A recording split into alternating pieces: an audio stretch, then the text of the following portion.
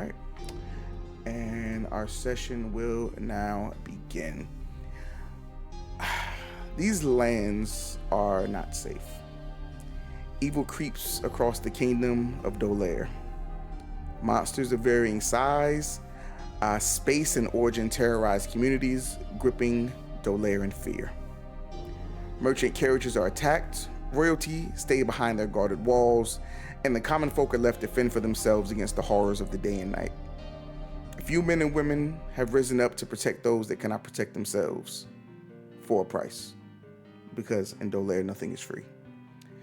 For a few coin, a hearty meal, or perhaps even more, they risk their life and limb to make the continent just a bit safer. They are those who hunt monsters. So, your group has been hired by a quiet, almost destitute town to get rid of goblins who have oddly been caught in the graveyards, digging up bones and putting them into crude wheelbarrows to be carried away. Everyone would know this is not standard goblin behavior. Why would goblins be stealing bones? It's a thought that crosses your mind as you head deeper into the forest along the main road. And at this point, we are going to do our character introductions. Dr. Basket, can you please describe your character and why in the world they would be hunting monsters? Absolutely. Dr. Basket is a fairy. He stands at about 3 foot. He's wearing a leather, looks a lot like a straight jacket. It's all in black with the buckles all the way down, but his sleeves are over his hands. He wears a plague doctor mask on his face, and his hair is black and wild. And where most fairies have kind of butterflyish, colorful wings, his are black and they look more like a dragonfly. His purpose for monster hunting is he considers himself a doctor, and he likes to use monster parts for experimentation. He's trying to get into biomancy, and he heard that sometimes he needs those parts either to practice surgery on or to use for other experimentation. Indeed. Thank you for that. Welcome to the hunt. Uh, Kita, can you describe your character and why they are hunting monsters? Ida, Urshani, she's a hobgoblin. She um, her family was a victim of these raiding orcs, and they took refuge in a nearby larger town, and the people kind of turned on them one day. And after that, she was alone without family, and she um, started street fighting, but her mentor passed away before she could really get into like him honing her skills. Like she just did underground fighting for money. So truly, it's not that she cares as much about like monster hunting. It's just she needs money and will take almost any job to do so. And if it also includes beating up some bad dudes, evil creatures that are hurting people, then even better. She stands about like 5'7", really muscly.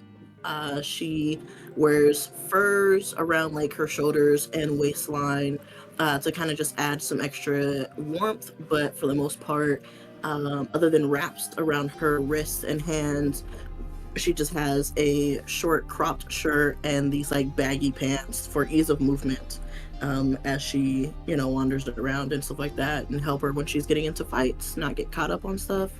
She has really long kind of like wavy slightly curly hair that she has and like braids throughout like the hair, um and yeah, she has like one of like her teeth are kind of sharp, her canines are really long, and they stick out a little bit from like even when her mouth is closed.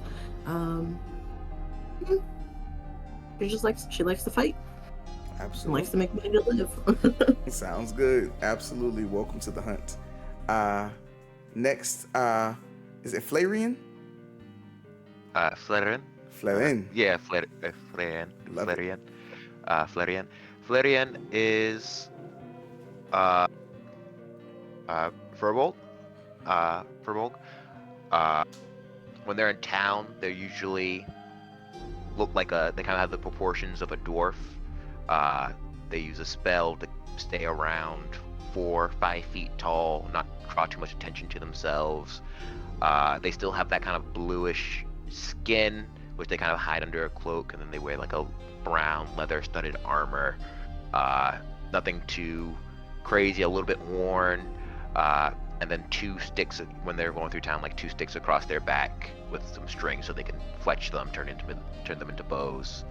As we're walking through the woods, they come up to their full height of around like 7 foot tall, but still kind of that wall of a build. Mm-hmm. But since you guys have been traveling with them, you can tell that they're not.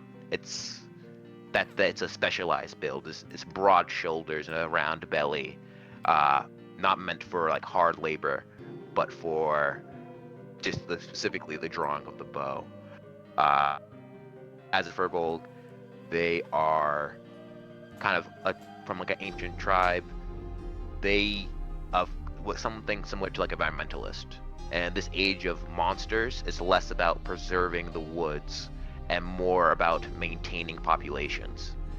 Where if you let too many of this one species overpopulate, they're gonna kill off the environment. So you have to, at some point, you have to call. If you kill a big monster, it's gonna lead to smaller monsters that are still just as dangerous or can get dangerous, turn to bigger threats. So they're a bit younger, they don't have a lot of experience, and this is kind of them separating, going on a pilgrimage to kind of gain that experience in the world. Fantastic. Welcome to the hunt.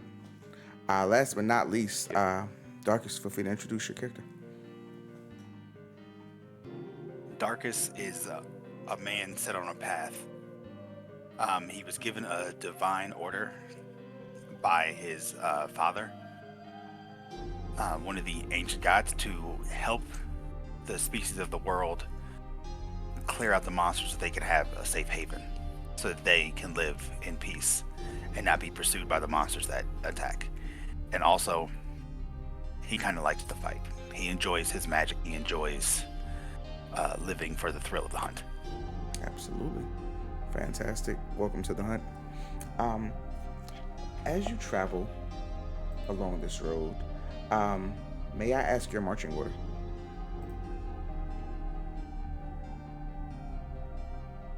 A lot of Flareon's spells and stuff are specifically for tracking.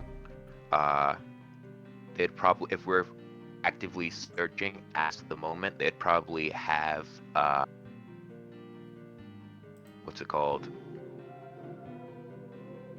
Why am I blanking? They have both the spells Hunter's Sense. Okay. And Elevated Sight. So they'd probably ask them which one would probably be better, higher perception, or like just a bird's eye view of the situation to the rest of the party.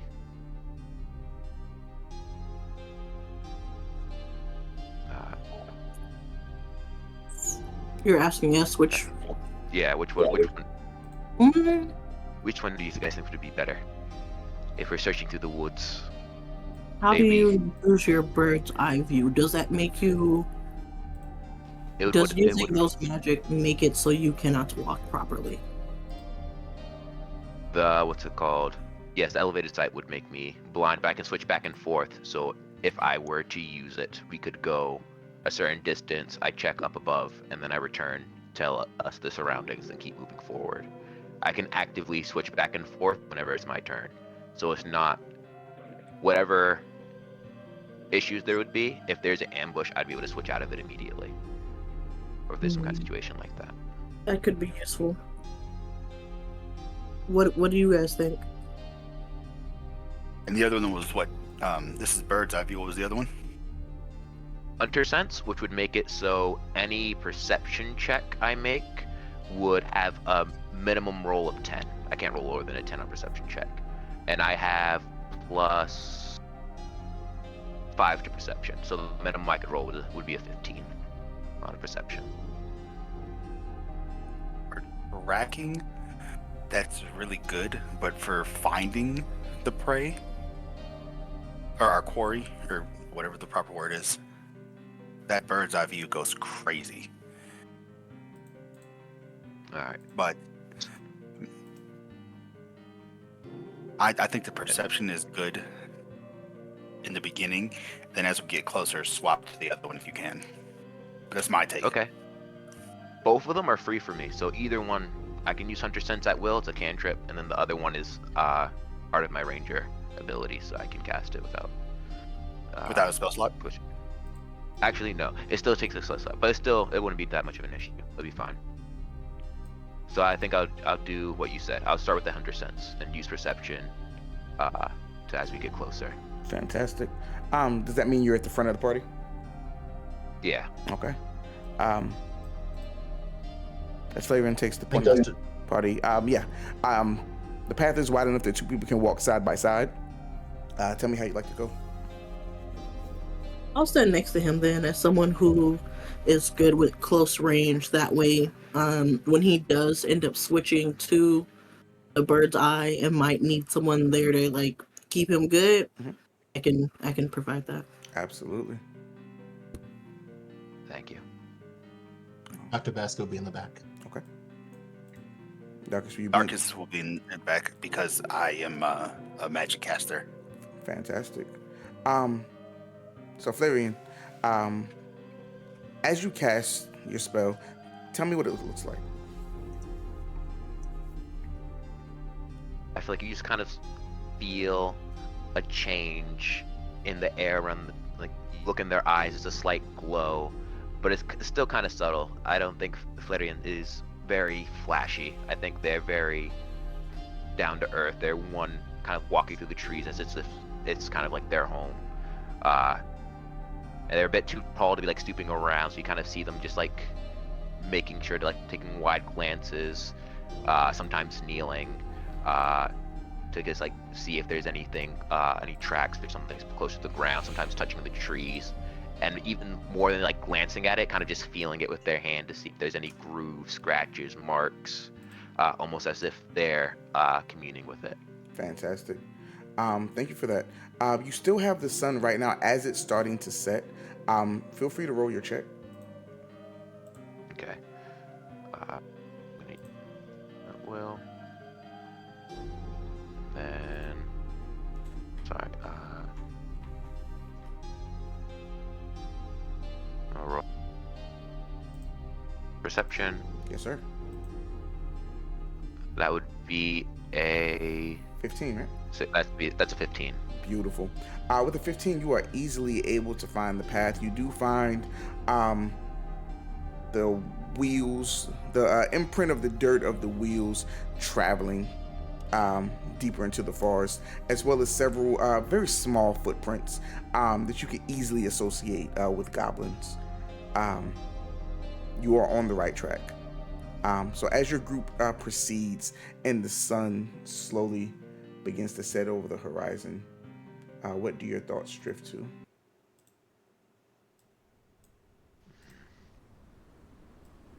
It's dark.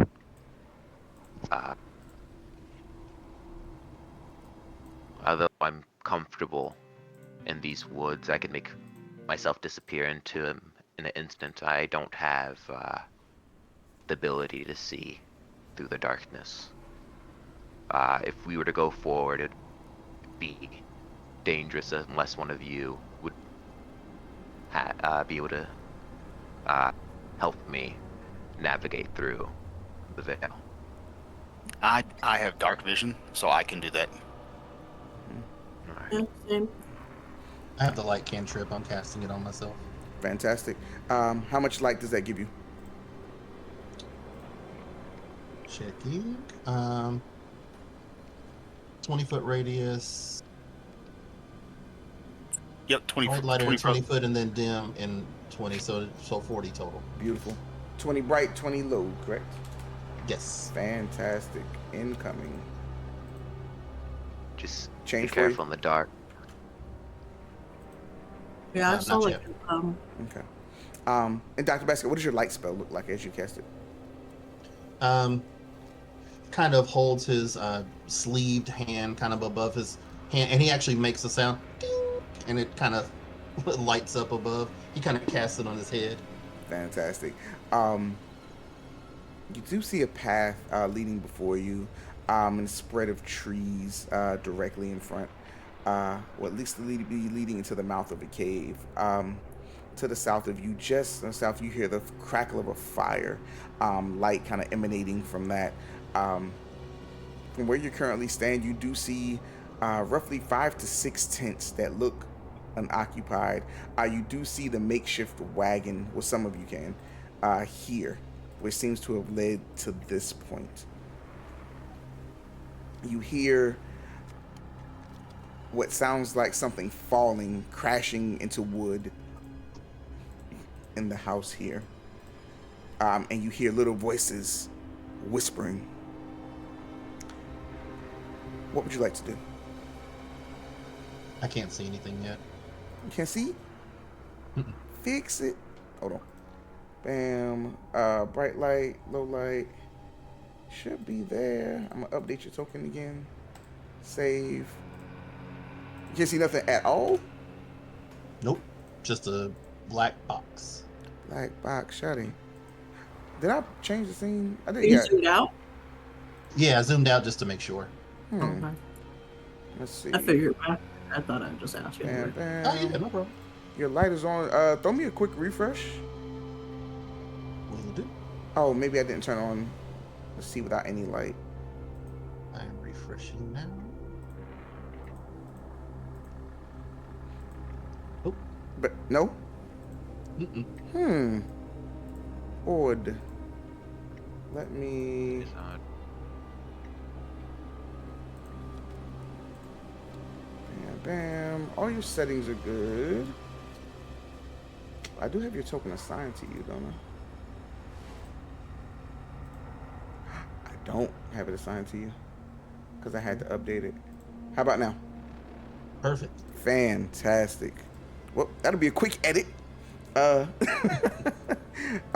yeah, as your light does extend outward from you, again, you have the sound of movement. To your left, to the right, you see a blazing campfire. And for some of you directly ahead, you do see the mouth of a cave, wide and inviting.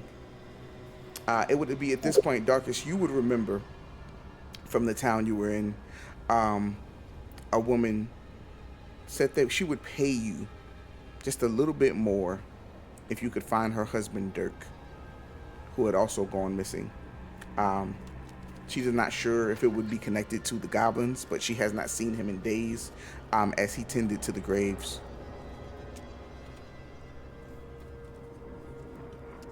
When he disappeared, did she hear any strange noises? Any sounds of a scuffle or anything of that nature? She did not. She was asleep, as she generally is when he goes to do his work on the grave shift. He simply did not return. I would say that through light investigation, it does look like something was dragged along the path. For a short distance, at least, until you lost the trail. I'm gonna cast Mage Armor on myself. Beautiful. What's your mage armor look like? It, for anyone that's even paying him any attention, Dr. Basket pantomimes putting a jacket on, and as he zips it all the way up to the neck, then it's like this magic outline just kind of poofs and kind of just dissolves around him. Beautiful. So that takes my AC to 16. Fantastic. All right. Everyone can move their tokens, right? Everybody can see. Well, at least, within your... Yeah. I can see and I can move. Fantastic. Yep. All right. Just making sure. Can I stealth over to the cabin? You absolutely can. Feel free to roll me stealth as you attempt to sneak over. Yeah, I want to try to hear what's going on. Absolutely, you do. 14. All right. Is it? Let's see. Yeah, 14. Excellent. With a 14, you are Yeah, able before to... You are able to quietly, walking kind of like on like the balls of your feet, stealth over to the cabin. You do hear the sound more shuffling. At this point, the noises are becoming more apparent as they're talking. Something's talking inside here. Um, do you speak Sylvan? No. Okay. These voices sound foreign. Uh, you've never, or maybe you've heard this language before, but you absolutely do not know it. Yeah, I would say that she's heard it through her like older people in her clan because like hobgoblins are from the Feywild, but she's Mm, really like paying attention when okay. learning it. So it's like through few broken words here and there, but not enough to actually understand. Beautiful. I would say the one word that speaks out to you that you have heard is in Sylvan, one calling the other stupid. Okay, yeah, she definitely heard that from her grandmother. She's also not that bright. She's heard that a lot in her childhood. Absolutely fair. Um, do you peek inside? Um, yeah, I guess I would. I think I would try to peek it. Well, it's still is the sun still high in the sky? No, at this point it's pitch dark. Oh, then yes, definitely. I'm gonna look inside. I Beautiful. have dark vision. Hopefully, no one will see me. It's okay. As you peek inside, I'm gonna display it here. Ooh. Two creatures, roughly goblin height, are in the house teasing each other, throwing things at each other, passively having fun, joking. They look like goblins. However, you notice immediately that their skin is teal. Their heads are upside down on their necks. Rows of rotted dagger-like teeth smile upside down as they kind of hop around, trading insults in the voice of Sylvan. They have not noticed you. What would you like to do? Okay, I'm looking. I see them. Gross. Above table, I'm like, oh my god, that looks horrible. Reminds me of that kid from Family Guy. But looking. So real. I saw it and I shivered. Ugh. Does it look like the area, like around the window, like closed window? You asking, is one of the windows closed? Yeah, like I'm basically trying to find out if I can climb in Oh, and sure. sneak a punch in the face. Yeah, so ruined wood, rotted wooden bookcases, chairs, and a table are covered in damp moss. The southeast corner of the roof has collapsed, taking the nearby walls down with it. 3 stout barrels rest in the northwest corner. If you'd like to ease through the window, they are still not paying attention to you. I will have you do another stealth check as you're kind of climbing into the same room as them. Sure. If you don't mind. Let me reload my page. Right? Beautiful. 21. With the 21, you are a ghost as you slowly ease the window up, slowly kind of creep in one leg, the other leg folds in, and you are inside the house. Your body crept low. These creatures have not noticed you yet. Flarian, Basket, and Darkus, what would you be doing as you watch as Keita walks into the dark and creeps into this house? It's definitely not letting her do that by herself. Sure. So he'd probably fall up. And as she opens the window, they would use. They have a version of disguise self where they can just disappear. Okay. Just a minor invisibility. And so they're at the door with I think they would ready at action. If you can see the goblins through the window, they're probably ready at action. Sure. With one of their bows. Okay. Through the open window. Yeah. To shoot. Go ahead and move your token.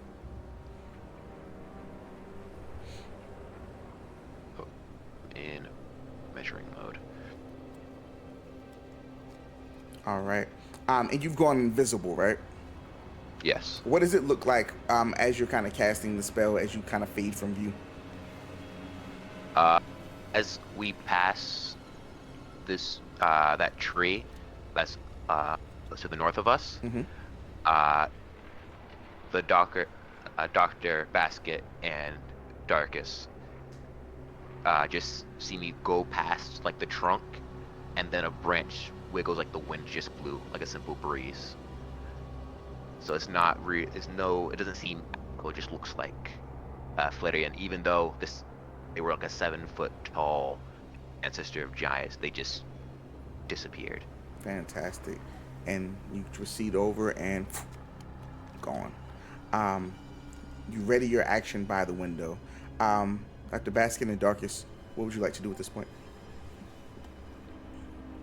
I would like to creep forward about here behind the tree Sure.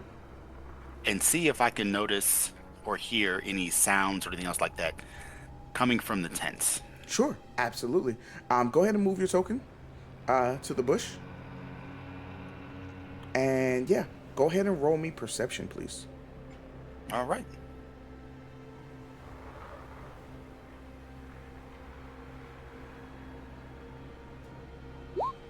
Fantastic roll.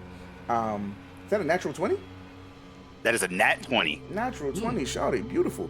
Darkus, with a natural 20 on perception, the crackle of the fire reaches your ears.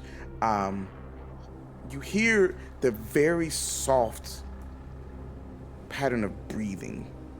And it's very subtle, but your ears are very attuned right now. Perhaps it's the tension in the air. Perhaps it's a smell. What is that smell? Your nose kind of crinkles as the smell of waste, fecal matter, is wafting with the breeze. And at this point, you're kind of regretting that your nose is so sharp right now. A smell that stinks to the highest of heavens is emanating from here. Other than that, the sound of the soft breathing is coming from one of these 3 tents. What does the breathing sound like? Is it the breathing of someone who is captured and just sitting there? Is it the breathing of someone who is torturing, or like is it a passive breathing or is it an active breathing? I would say it's a passive breathing. The breathing is not distressed in any way, shape, or form. It is almost like a peaceful breathing. Someone who's sleeping with not a care in the world.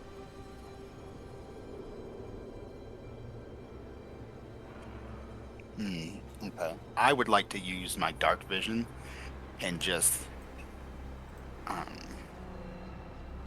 where are the opening on the tents? Can I tell? Yeah, they're kind of makeshift loose tents. You could probably walk into any angle and just kind of peer in.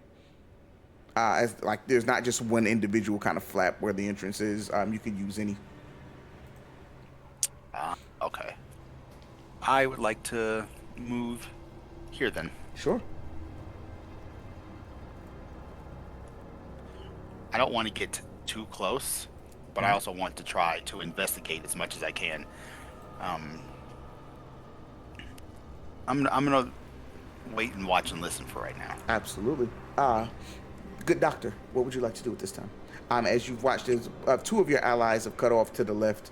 Keita's sliding into one of the homes. Flarian disappearing with a very simple spell. Darkus cuts over to your right-hand side. What's your mindset right now? What would you like to do? He's a little torn. He knows he cast the light cantrip on himself, so he is giving off a bright light. He doesn't want to give anyone away, but at the same time, the party is being split just a bit.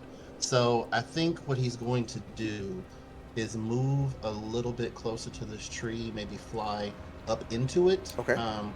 Just to be camouflaged just a bit with the branches. Absolutely. And ready a spell. He's just kind of frantically looking through his spell book, which he has camouflaged as a medical journal. And he's kind of looking through it, and he just picks a cantrip to ready in case something goes off. Fantastic. Now I would say from the angle you're at, you do have somewhat of a sight through the window because you are in the trees. A ranged cantrip may be at disadvantage depending on how close the creature is. Understood. Would you like to still maintain your position? What would be a better vantage point? So we're Like currently in one of the or- branches. It's a great question. Because the window Keita just crawled into is left open. I'm only looking at all the debris that would be here that may get in the way of a straight shot. I see. We'll call it flat for now. These creatures Okay. still haven't any noticed, but it may be something that comes into play in a little bit. Understood. So, Keita, you've quietly crept into this room again, covered in moss, barrels in the corner. These creatures are still continuing trading insults, casually throwing stones at each other, not with any intention to hurt, but just in like a teasing fashion. You have not been noticed. What would you like to do? I'm going to.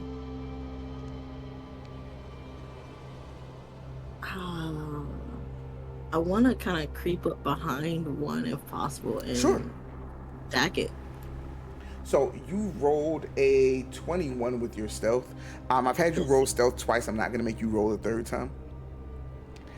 Go ahead and move behind one and make an attack at advantage, please. Okay, let's go. First attack, the 24 to hit. Let me just crit fish just in Please case. do. Okay, a 24 to hit. 24 absolutely hits. Go ahead and roll damage for me. Alright. That'll be 6. Let me just double check if there's anything else.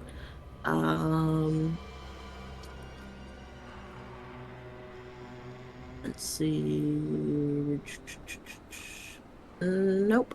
Alright, Okay. yeah. So I just hit, and that's 6 bludgeoning damage. Fantastic. What does it look like as you walk behind this creature? Is it a knee? Is it a kick? Is it a punch to the back of the head?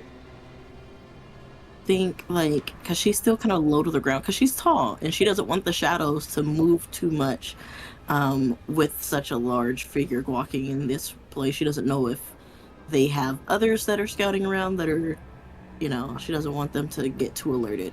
So she's low to the ground, and then she kind of just does like this little balance on her hands, sweep out, kick the one in front of her behind the back of his knees.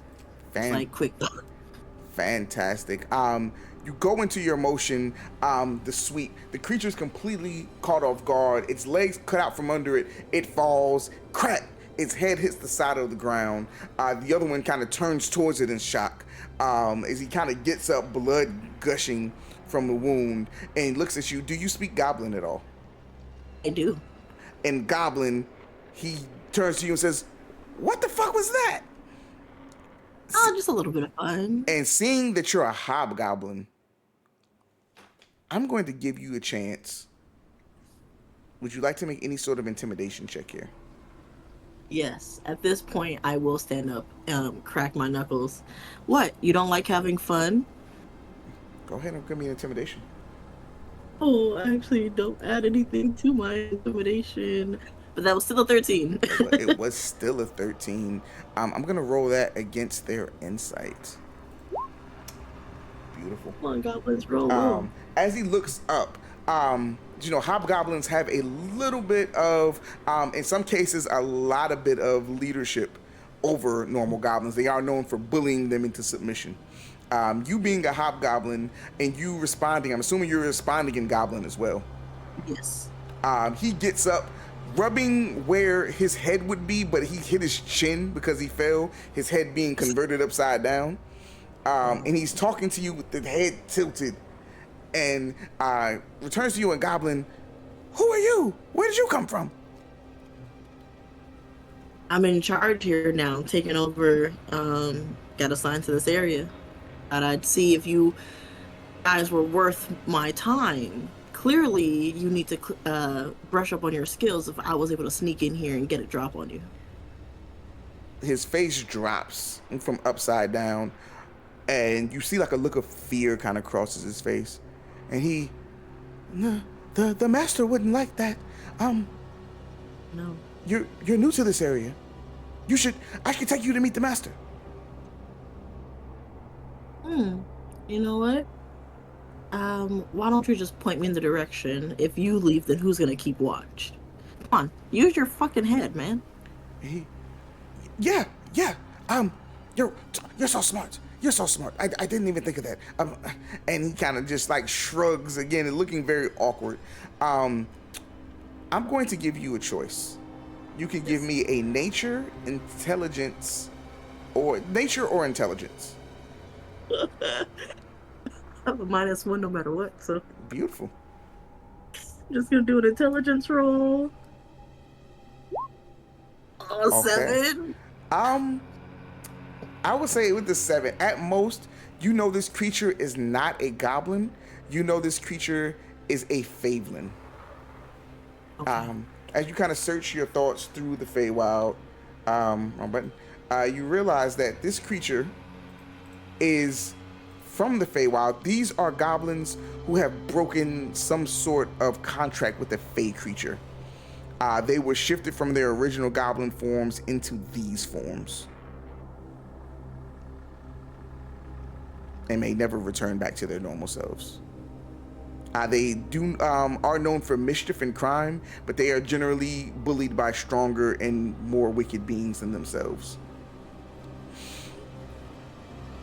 But again, you being Hobgoblin, chain of command, he points towards the cave. The boss is there. But and he kind of starts to stutter. Spit it out. The Knife Wing, they may attack you if you don't have an escort. I'll go with you. Is there,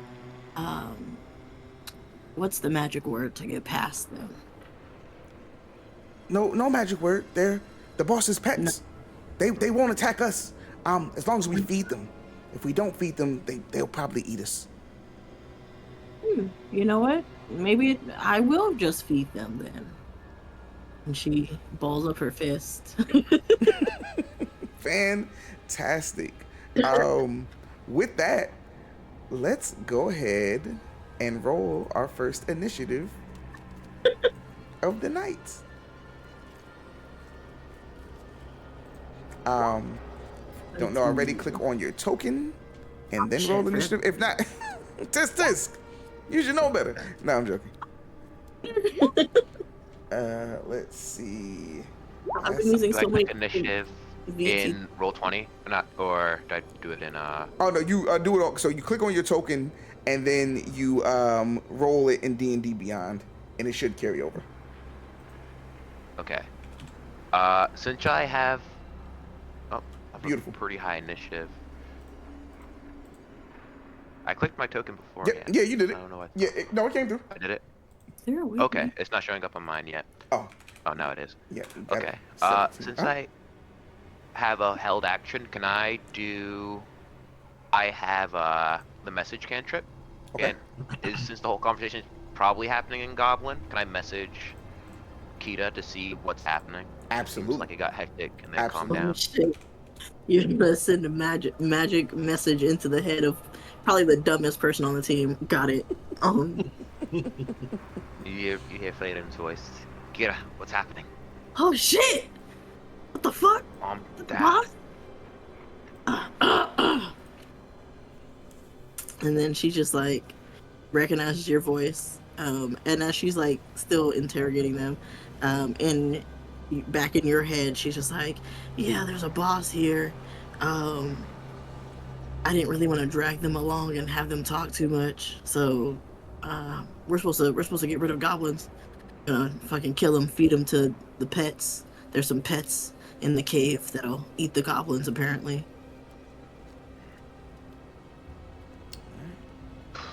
Get ready.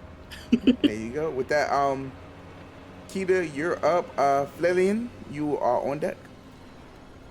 All right. I'm gonna fucking punch this guy right in front of me again. Do it. Ooh, they got an 18. 18 absolutely hits. Go ahead and roll damage for me. Yay. That'll be 8 bludgeoning damage. Kita, describe the kill for me.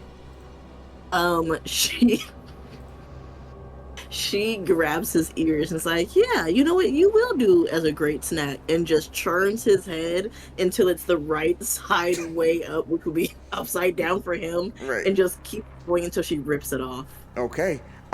You with just pure strength invert his head back to the right way. You hear bones kind of churn and snap almost unnaturally, even as you revert to what it should be.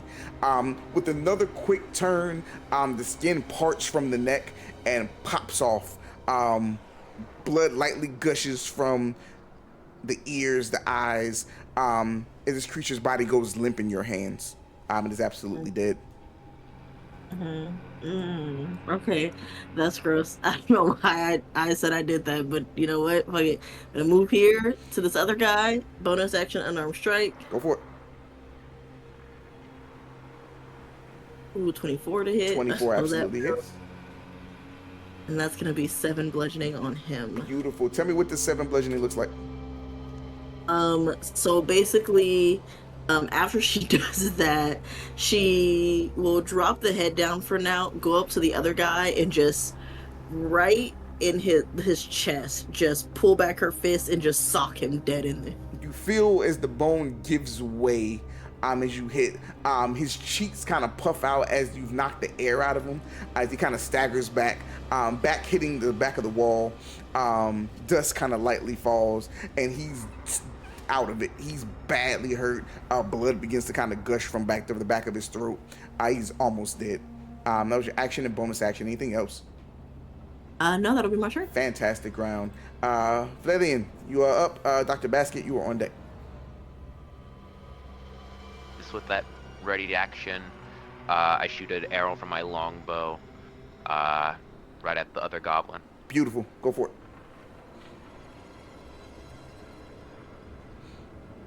That's 19 to hit. 19 absolutely hits.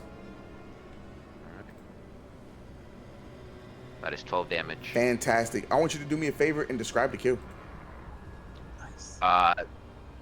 Flerians had their bow ready the whole time, aimed at the second goblin because it seemed like Kita had the first one in check. And as soon as it goes down, it goes a bit faster than Flerian was expecting. She bangs the head of the first one, bashes the second one, and as soon as she raises up for another hit, he goes for a quick, keen kill straight through the ear. Beautiful. The Flaven straightens up as the arrow pierces through the brain, and the body slides back along the ground, kind of leaving a trail of blood as it just slumps down, its head bowed, elbows on his knees. Combat is over.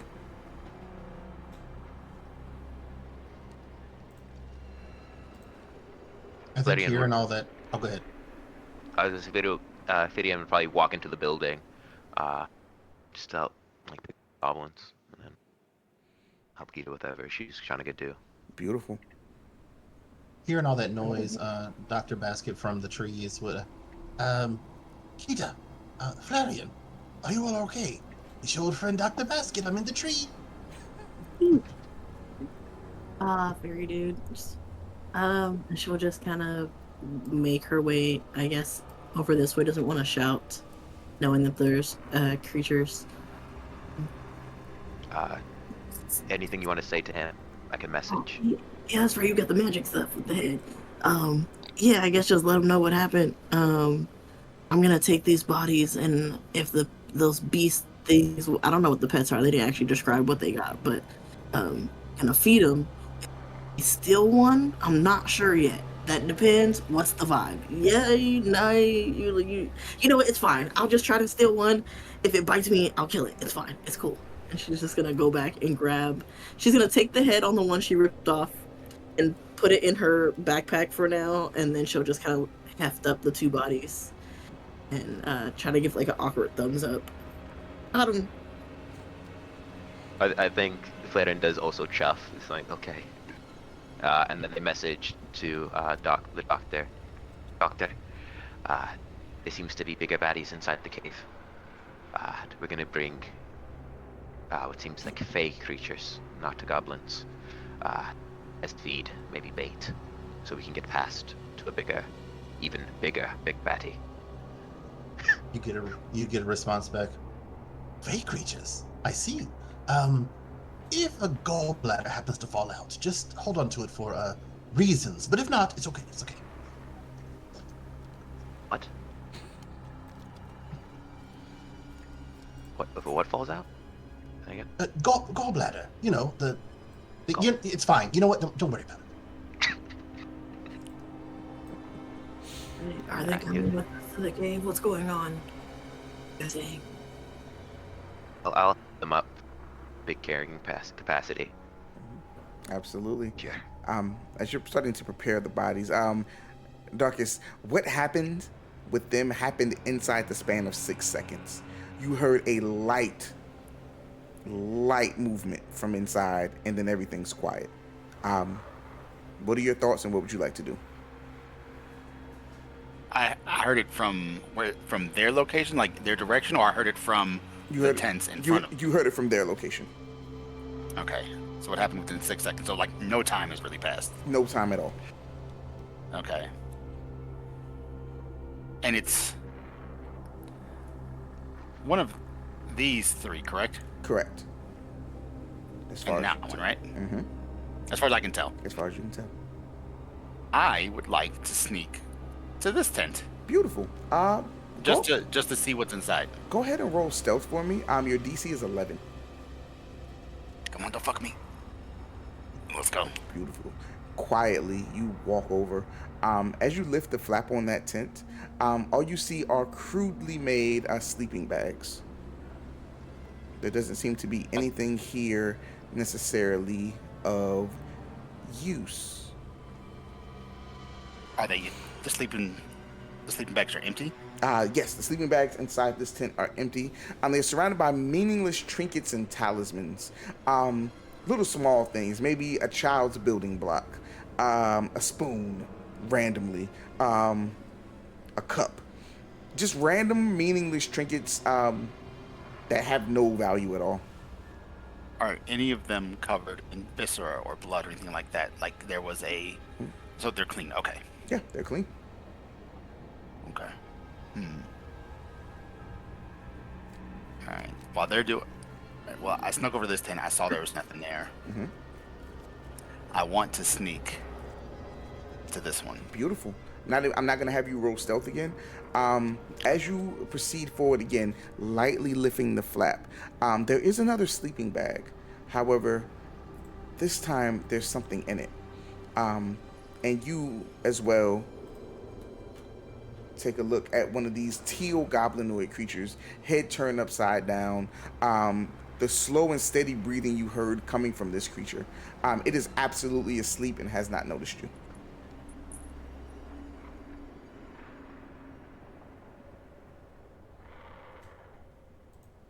A way to communicate with the fucking group. Fuck.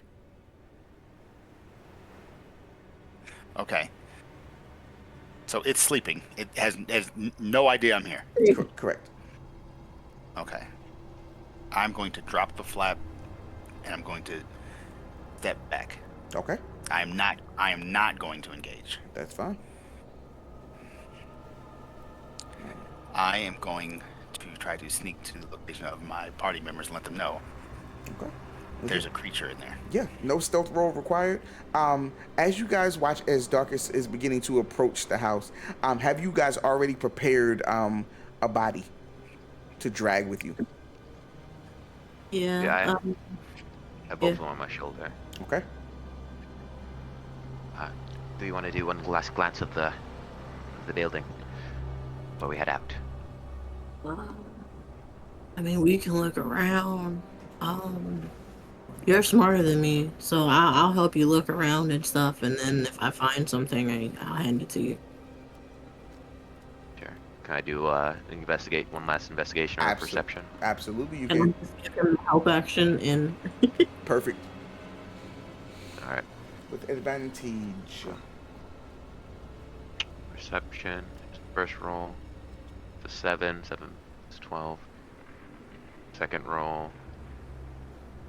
24. Beautiful. a- With the 24, again, the house is mostly tatters. The only thing you have not checked are the 2 barrels in the corner. Would you like to open them? Yes. Cautiously. Simply enough, you slowly, cautiously slide the top off of these barrels. As you move the top and peer over into the barrel, your own reflection in the darkness awaits you. This barrel is filled with fresh water.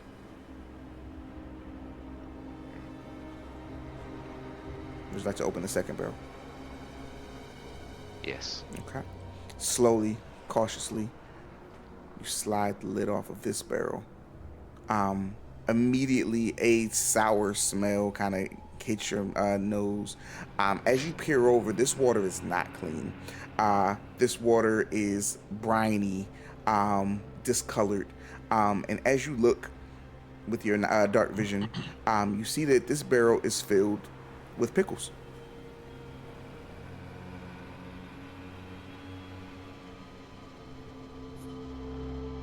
I'll eat one. There you go. Pick the pickle up. It crunches. Not bad. So Yo, what are you doing over there? What's that? Joe, like, come over. Oh, score. yeah, you can see. What's her first? She hates it. you double hand in the pickles. She grabs like a whole like fistful. Oh my god, bro. And realize like it's not until after she like is eating that the smell of the vinegar hits her and the taste, and she's just like "Bleh," and just kind of spits them all out. That was gross. Do you spit it out on the ground? Do you spit it back into the pickle barrel? Spits it back into the pickle. Fantastic. She's like, that's nasty. Why would you eat that? Is something wrong with him? Oh, You do my have bad. the barrel full of fresh water if you need to just flush your mouth out. Yeah, she's just gonna like dunk her head in and just. Fantastic. With the pickle battle resolved, what would you guys like to do next? I think I'm ready to walk out. Okay. Feel free to proceed. As you're walking out, Basket, you have flown out of the tree. Yes, Excellent. just kind of waiting for everyone to. All right. And you see as Darkest approaches from the south. Doctor, As I'm that was a approaching, stealth mission. Sorry. I'm gonna point one. I'm gonna go, and then point in the direction of the tent, and say, trying to signal to him about talking, so that way I don't give away position if there's someone else sleeping that we don't know about. Right. Saying, hey, one enemy sleeping in a tent over there. Dr. Bassi got one word, syllable sleeping. Okay, I love charades. Dak is, even though he has a cloth over his eyes, you can see him visibly look like he's rolling his eyes, and he can still see. I can still see just fine. The cloth is for flavor because I'm about that fashion shit. So I'm gonna pull it down slightly, roll my eyes, put it right back up. Fair enough. So, what would you guys like to do? I'm gonna take a couple steps closer to him and whisper him one enemy sleep tent. Only check 2 tents. I see. So we're not playing charades. Got it. And there's 4 tents we can see.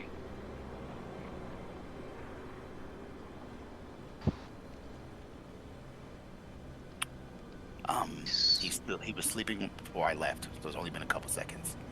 I haven't checked the other 4. So what do you want to do? Do we get the rest of them? Keita, do you want to tell them what we found? I think we should. Yeah, she'll start like making her way back out. Hey, hey guys, Hi. look. And then just like pointing to the dead bodies on Flavor's shoulders, and then she'll pull out the head out of her bag. Ha, trophy. Well done. It's um one of the there was 2 barrels in there, and one of them had this nasty shit. It's so horrible. I feel like it's probably some type of poison that they have. He ate one. I don't understand it, but it was gross. I So- wouldn't. This is the best prime in a while. You mean to tell me that you guys bested 2 of these fey creatures, you Yes. ate pickles, and you didn't bring me any? Oh, Yourself. pickles are, that's what they're called. Pickles. Disgusting. Disgusting things. Never. Don't do it to yourself. Talked a bit about the size of you, so. You guys been up to? What happened? I point to Darkus because he's done stuff. Darkus, you relay the information that you found one of the Favelin sleeping in the tent, and there are more tents, and there could be more of them as well. As of now, you guys are still undetected. Okay. All right. So I seen this green fucking dude. Mhm. This weird fucking color. His fucking head is upside down, and Yeah. he's asleep. He didn't fucking see me. He was asleep when I left. I only checked 2 tents. It wasn't shit in the first one. One sleeping dude in the second one. I don't know if there's more. Did y'all find anything? Well, I mean, when it comes down to these guys, they're from the Feywild. My people know their people, but like not like that, like not personally, but because like my people from. Anyway, basically, the reason their heads are like that, broke a contract, very powerful Fey. Seems like they got punished. You don't want to do shit like that because it can go bad. As you can see, your head gets turned upside down. You can end up growing like gills, but only being able to breathe in the water. But there's no water around. You're just gonna suffer. But they make it so you don't die. It's crazy. That's a dick move. Well, Archfey are very powerful and mischievous beings, and they like to play really bad pranks. So I've heard the stories. I've never actually been to the Feywild myself. Oh, I have. It's a dreadful place. Well, I want to go. It sounds like it's fun. I want to try to challenge one of these Archfey, maybe kick their ass. I don't know. That'd be kind of fun. But nothing idea. really super important. But I mean, I'm pretty good at tippy toes. I can tip tap over there and see if I notice anybody else and maybe kill the one that's sleeping. Just a good, quick 2 punch to the head. He should be dead. Ha, that rhymed. Ha, ha. Look at you. You're a poet. Hmm. Yeah, I think you also forgot the important part of information. There seems to be Boss. someone in charge Yes. in the cave. Yeah, cave bodies. Yeah, they said there's a boss. Boss has pets, and that if they don't feed the pets will eat the Phelan. And so we figured, kill them, feed them to the beast. That would distract, and we just kind of like jump up. I want to try to take one as well. I'm gonna steal one of the pets, if possible. If not possible, I might have to kill it. But just kind of vibes here. Pets, no pets. Yay, nay. Yeah, it's fine. That was animals, so I'm fine with either. give them a bit Yes. of food. Yeah. Okay. Cool. It could be kind of fun, like a little watch, whatever it is. I don't really know what. I'm hoping it's some type of wolf dog thing. Maybe a warg. Ooh, that'd be cool if they had wargs here. You know what, Kita? That is a later us problem. Let's deal with Yeah. the now problem. Okay, Yes. I can sneak over, see if there's another dude, kill the one that's there. Or anybody. Yeah. Yeah. Anybody want to Yes. join? Help. Well, I'm a little bright right now, so I might give away your location. So why don't I just wait here? You go fly with your wings. I want to come with, but you're a little stealthier than I am. But I am a big burst of damage if you need it. Oh yeah, for sure. I mean, hey, I'll sneak over, and if the other person is sleeping, I'll just do a quick little like, shh, you'll hear some type of something. Just come over and just fucking kill him. Yes, we'll back you up. Okay, cool. Absolutely. How That's far all. away do you have to be for a bow to have disadvantage? I should say in the bow description, it'll have one number in quotes, and then it'll have another number. Mhm. So The first number is regular. The second number is disadvantage. You should be fine though. It's usually about like, depending on it, it's like 80 to 120 feet, depending right, on. very generally. Okay, I thought like if you got too close to, there was a disadvantage. Yeah, within Yeah. 5 feet. Mm-hmm. Within 5 feet. Oh, You can't shoot with melee range until you get higher level and either take sharpshooter, got and it. then that means that you don't have to worry about the range. Got it. All right. Kira, I'm rather light on my feet as well. I follow you. Alright, My for bow sure. drawn. Beautiful. All right. Alright. So Darkest and Basket, you guys are staying back, right? We're going to the tent, correct? Where the one was. And then also, I guess, gonna look in the third one that you didn't look in. I'm gonna look in the third one first to see if there's another one. That way, we can just jump both of them at the same time and try to quickly kill them. Okay.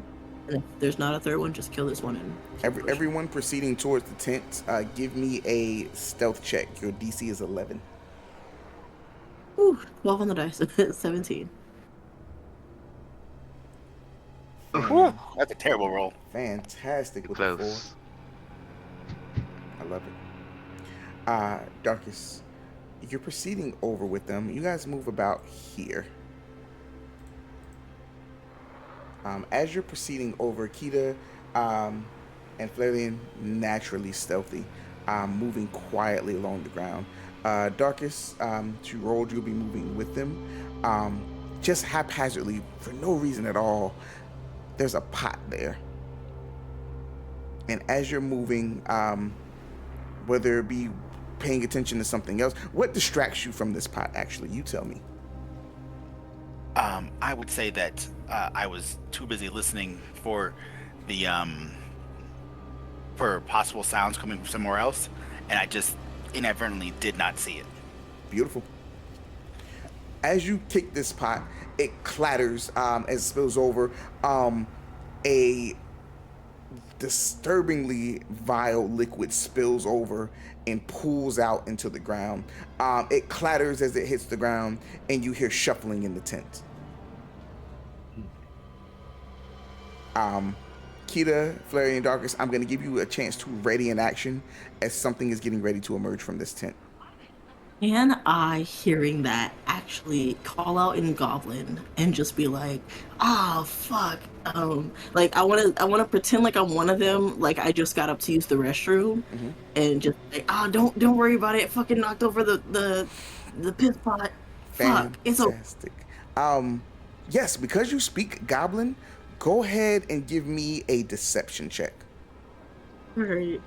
Oh, I don't add anything to that either. My charisma is kind of. Oh, thank God, 19. Beautiful.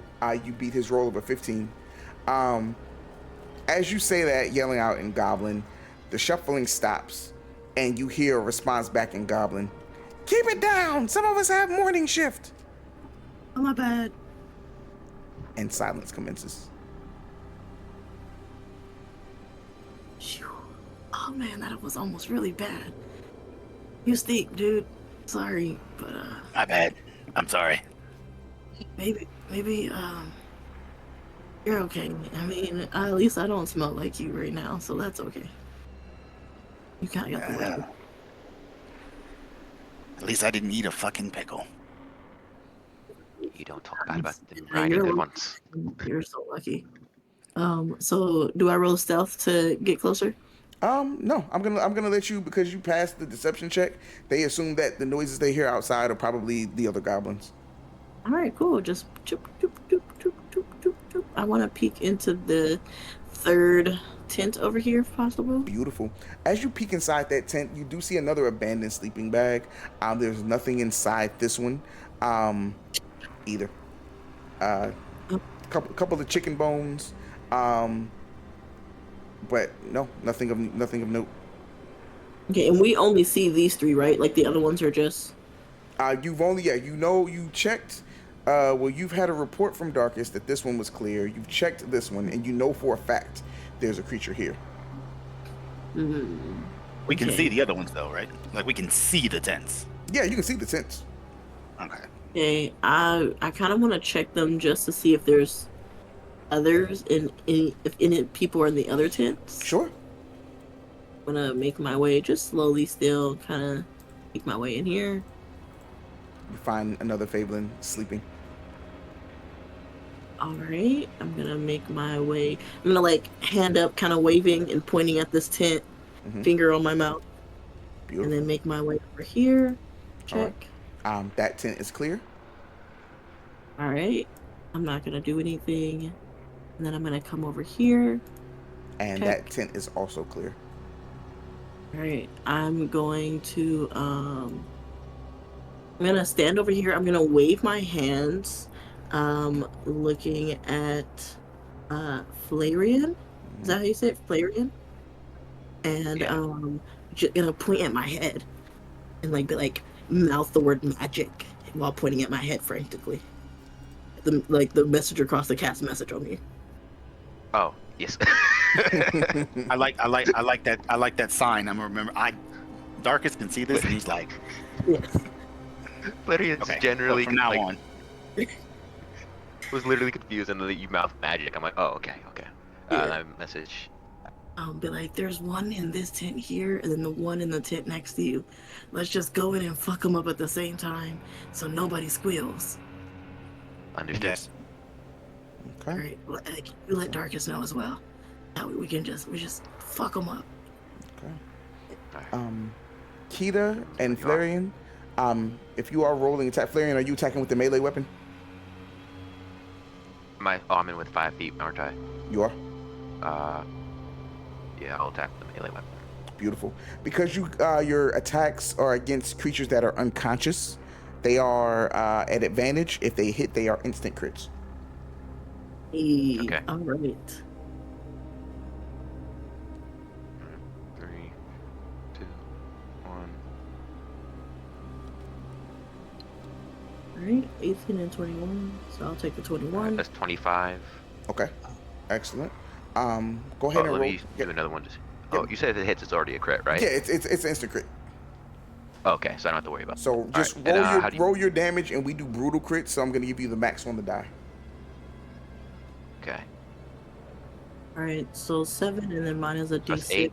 That's Okay, so 7, 8, 9. So 13. that's 13 for you, Kita. That is enough for an Mhm. instant kill. How do you kill it? Fingers interlocked, raise her hands above her head, and then brings it down on his chest, fully caving it in, bones cracking underneath the force of her blow. There's a And he doesn't silent crunch. He doesn't even have a chance to breathe. A breath exhales as the head is caved in and distorted, and the creature stops moving. It is instantly dead. Flareon, you rolled an 8. It is a D6 damage, so that's a 14. 14 damage. That is an instant kill, Flareon. Tell me what your kill looks like. I think I said earlier that Flareon is made for like his body's not made for like a brute strength, not a barbarian strength, Mhm. like more of a something specific. And I think that's like hunting. And so I think they slowly just grab the Fabelin by the mouth and cut in an artery that will allow it to bleed out like rather fast and rather painless. Fantastic. Hopelessly. It again, body jerks just slightly, and then slowly goes into a relaxed position as this goblin quietly bleeds out. Is absolutely dead. Gonna give you guys with a quick kind of search of the tent, moving the goblin's body around. You each find that these goblins had secreted away 3 gold pieces each. Ew. Just gonna do that thing where you check money and she just kind of like bites it. Ah, cool. Puts her in her pocket. They do the same. Beautiful. The gold is real and authentic. At this point, you hear more rustling, and it sounds like something's in muck. Something's kind of moving around as you notice a gaping hole here in the earth. Near who? Say again? Who? Where's the hole? Oh, I'm pinging it. You see the ping? Oh. Do we all notice? I would say Flareon specifically. Kita, you may. What's your passive perception? So Okay, well, no. Flareon, you would Love it. notice being that close. I don't know this shit. I think Flarian will use their second use of the hidden step. I can only use twice for a long rest, and try to make their way over as quietly as they can to see if this is a threat that might like ambush them later on. Beautiful. Go ahead and roll another stealth check for me. All right, will the ability give me any sort of advantage? Yeah, advantage is great. That'll work. Thank you.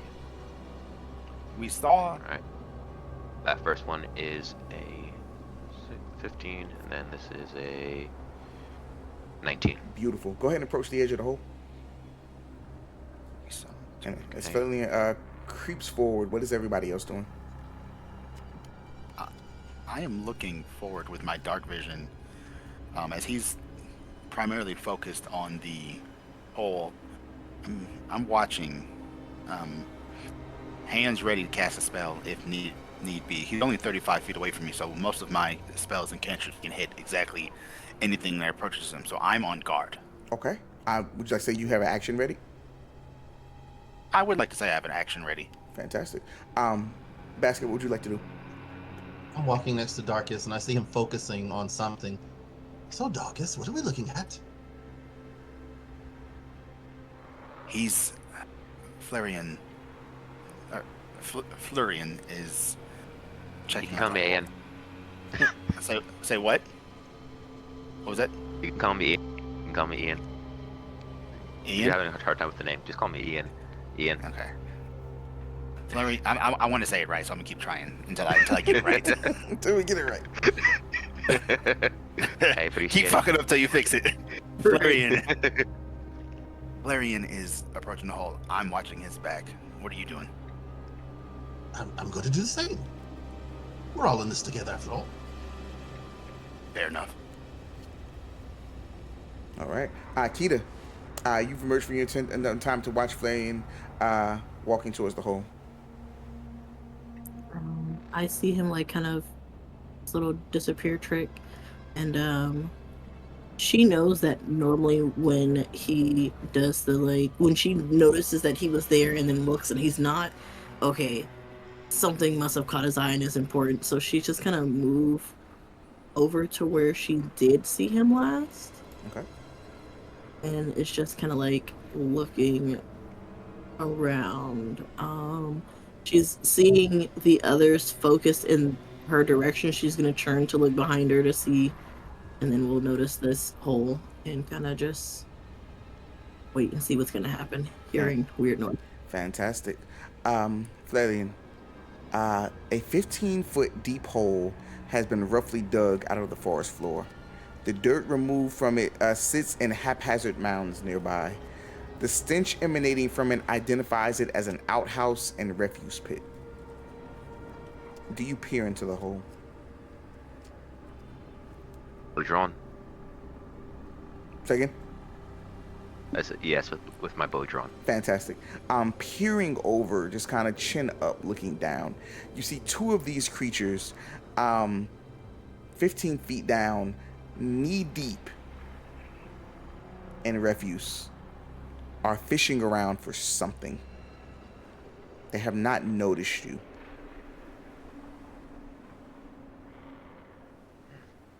What would you like to do? Message, Kita.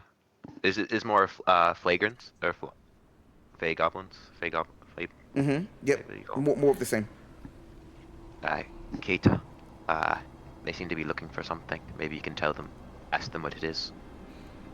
Oh shit! Sure. She'll just kind of like, and then I'll put my hand on your shoulder so you don't fall in the hole. okay, I knew you were kind of around the area, and I didn't know you were fully right. That kind of scared me.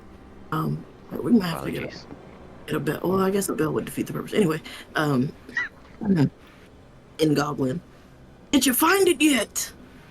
And not even looking up from like digging through literal poop, they yell back in almost in unison, "Not yet!" and they stop and look up with upside down looks at you. The boss is getting impatient. Roll deception.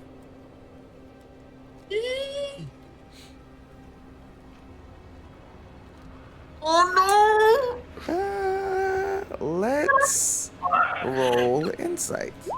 Oh no! With a 17 on their insight, they kind of squint up at you and say, "You're not from around here. The boss doesn't have interest in gold.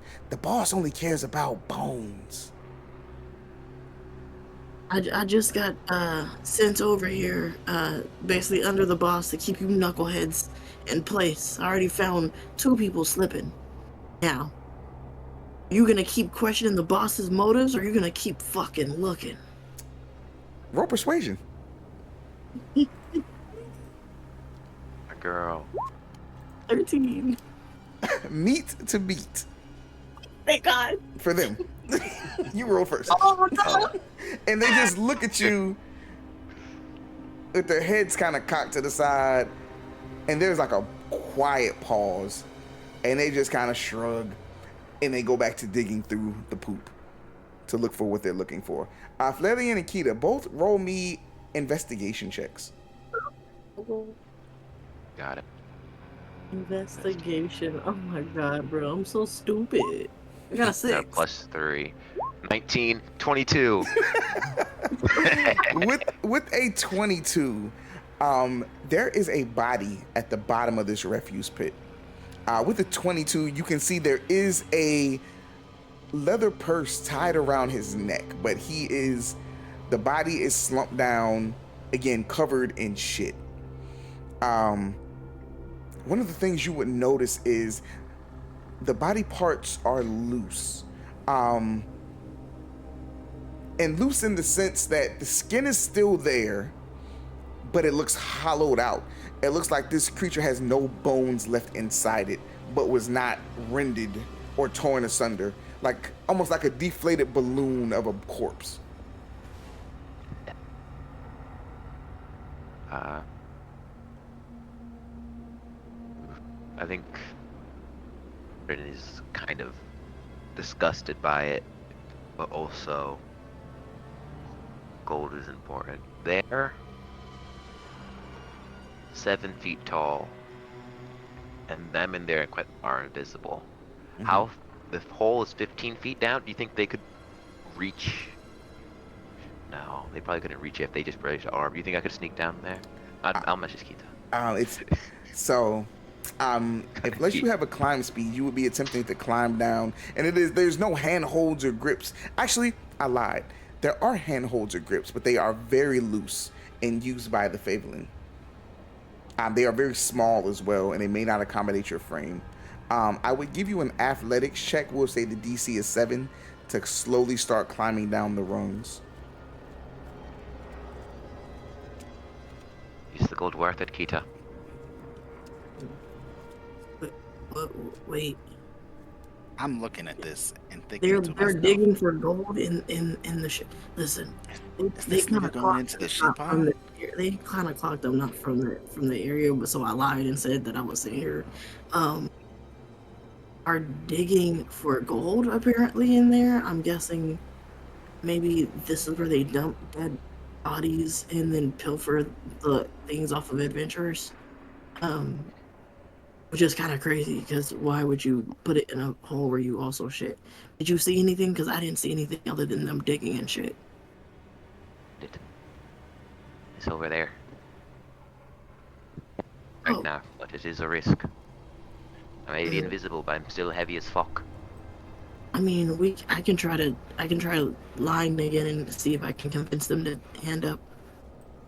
We're asking them to hand up the gold they're digging. Above table, did you tell me about the pouch on the dead, deflated body's neck? Oh yeah, you wouldn't have noticed it. Yeah. Flelian, if he told you, then yeah. Yeah, I didn't. I'm still invisible, so you can't see me. But I gave you like a point of reference where you see it. If you. Yeah, I can just try to tell. I'll offer them a coin if they throw up that pouch. You know, if they're ignoring it, then it's probably not what they want. So I'm gonna try it real quick, and then if that don't work, then I mean, I wouldn't do it. Like, digging through shit, like I just want you to know I will make fun of you for the rest of time. If you go digging in this shit down here, I will call you shit hands. Not to be morbid, but I will outlive you, Kita. Okay, so we're taking race lifespans into this. That's crazy. All buildings don't live that long. That's crazy. Anyway, you know what? Fuck it. I'm gonna call out to them, and then you go dig down there if they don't pull it back up, because that's what you're gonna have to do. And she's just gonna be like, "Hey, Goblin, And they look up. I know y'all like coin. I'll send one down for you. Throw that pouch on that body up to me now." And they kind of look at each other. And again, this is all in Goblin's pouch. And they look. And the sense of realization kind of dawns on both of them. And they grab at the pouch and look up. It's ours. We found it first. The boss wants it. You want to deal with him, or you want to take this gold coin piece and toss it up? They sighed dejectedly. The boss doesn't even need gold. You want me to haul you up here and have you question the boss? No. And they, again, hands covered in shit, take it, and they're climbing up the rung to stand directly before you. Basking in darkness, you watch as a Fabelin covered in boo-boo climbs up. They're very short, about 3 feet. Half of them reeks. Flareon and Nikita, give me a DC 5 Constitution saving throw.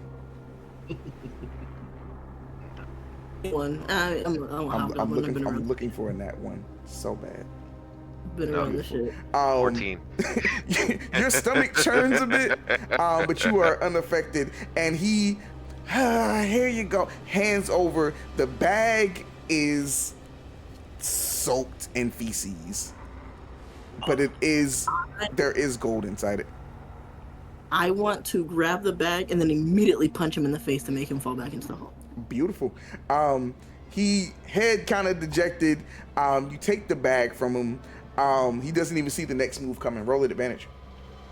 Nice.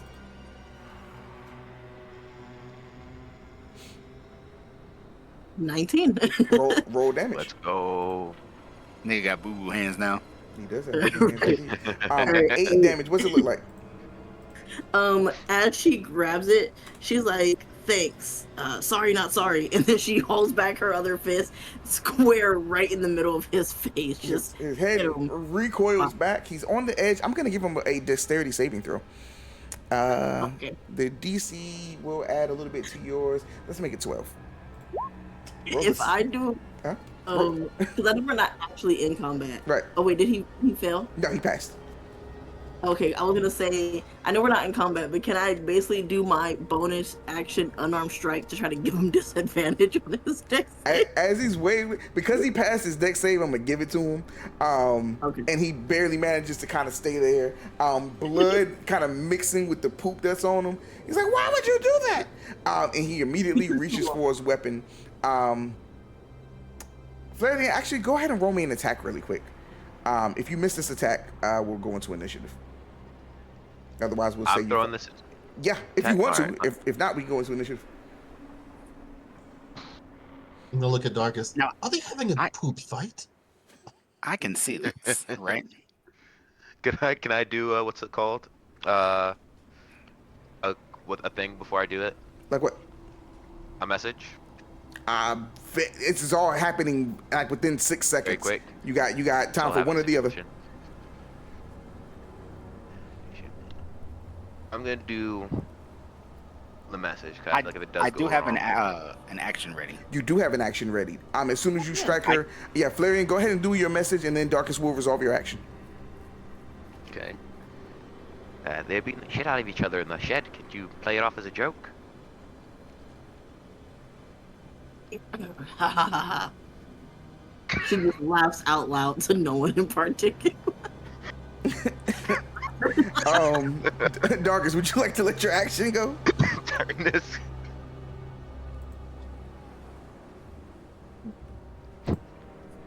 if I do this.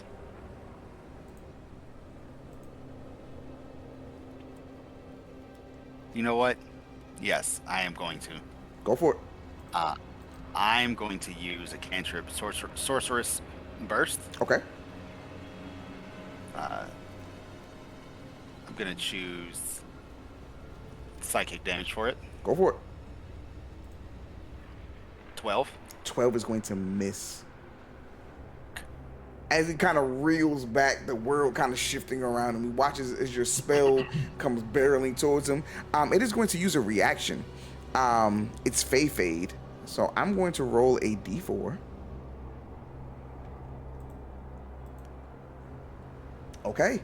And as your spell comes, all of a sudden the three of you, or the four of you, see as the Feyblin disappears from view. Oh, fuck. Alright. Reappearing in a warp of energy. And it looks around. Blood and feces still streaming from it. And it's going to say, boss! And now, we're going to go into initiative. Damn it. I should have just killed him. Alright, initiative. Not 20, Damn it. let's go. Let's go. I didn't have my fucking token selected. God damn it. Sorry. That's it. I got you. Basket. This is Nat 20! Let's go. Hey, some Initiative of all things. It's them Let's pickles that go. we eat. It's the It's them pickles! hashtag the pickles.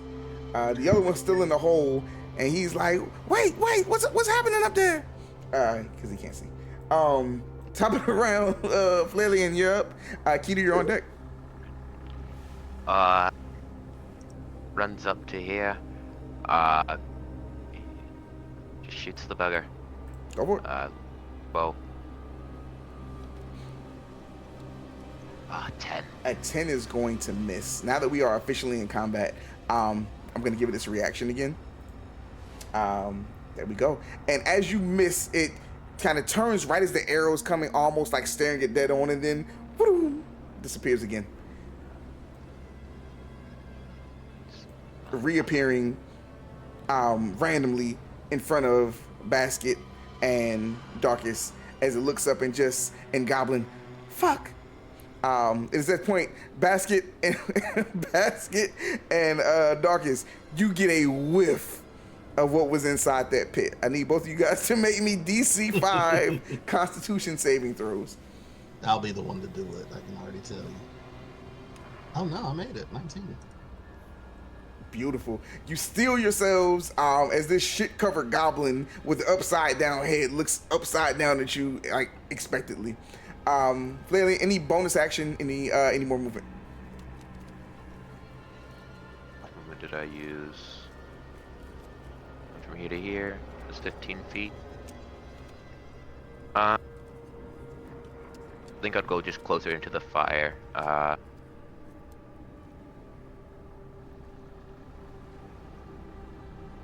And then I don't know. I think that's it. Fantastic.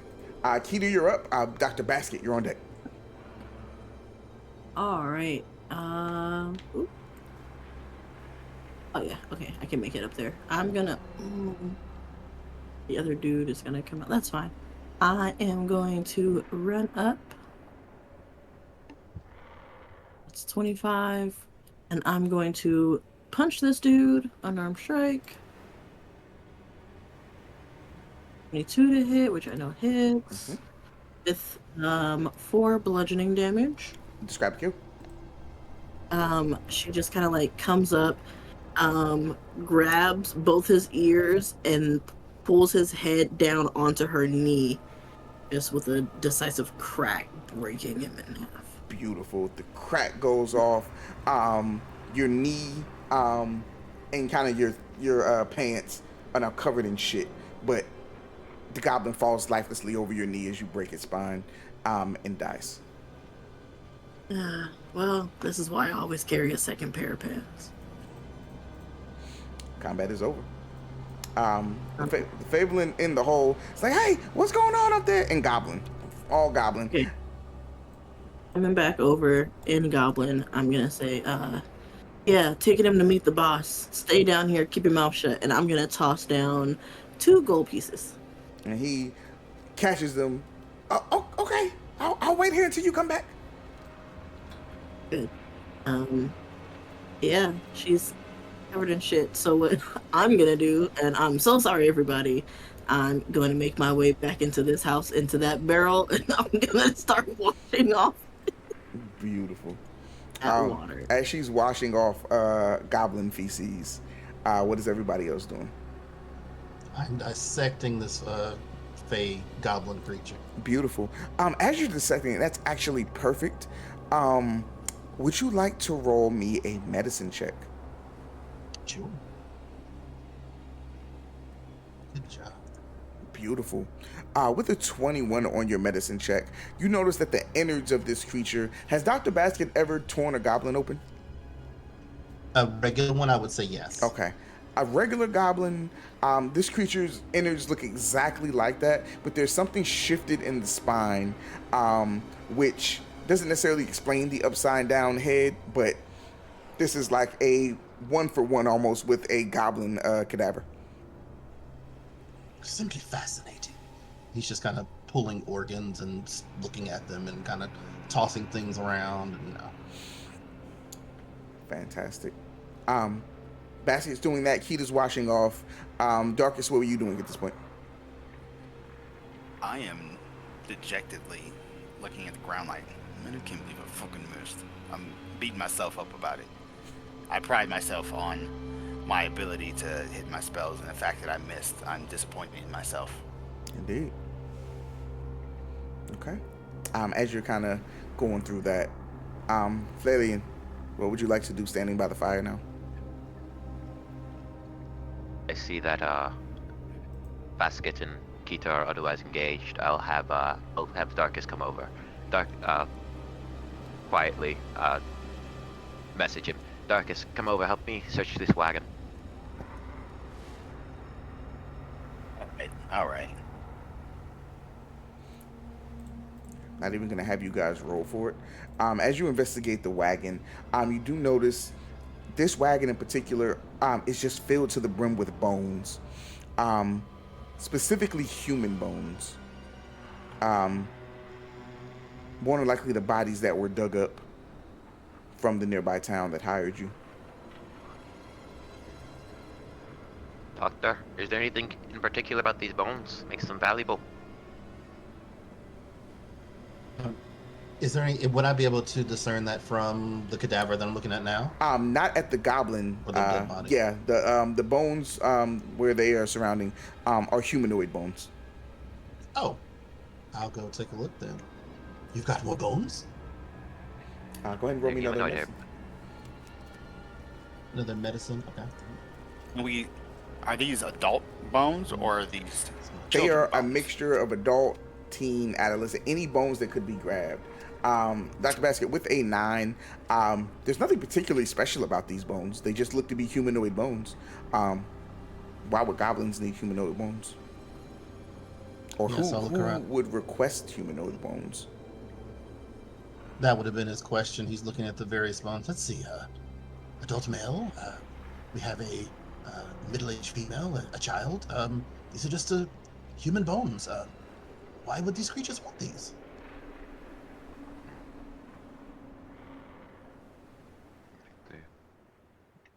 Sick bastards is what they are. As he slowly slides like a femur in his pocket. Do you attempt to hide this? No, I'm staring right at them. It's Got just, by now, I'm sure they know that I just Yeah. like bones and stuff. Very fair. A sick bastard is what you are too. Lucky I liked you. No, not sick, just a doctor. Keep enough time that you have your pants as clean as they're gonna get while you're on mission. I was really just mostly going for the hands and arms and stuff. She's ditched those pants, pulled out a second pair she always keeps on her. Not specifically because she normally jumps in stuff, but sometimes she's a messy eater. So she always keeps a second pair of pants. Fair Swaps enough. into a clean pair. Is cleaning up as much as she can from her hands and everything like that. Okay. So, where's your next move? All right, coming over, grab the 2 bodies that were clean from the cabin. Be like, all right, you guys ready to figure out what's up with pets? What new pet we're gonna get and see what this boss is? Oh, bones. Ah, Yes, that's bones. weird. All right. Oh, I wonder if that makes some pretty jewelry. I might take some back home. And oh wait, no, we're supposed to recover. Yeah, you're right. Okay. All right, you guys ready to go confront this boss person? Yes, very much. All right.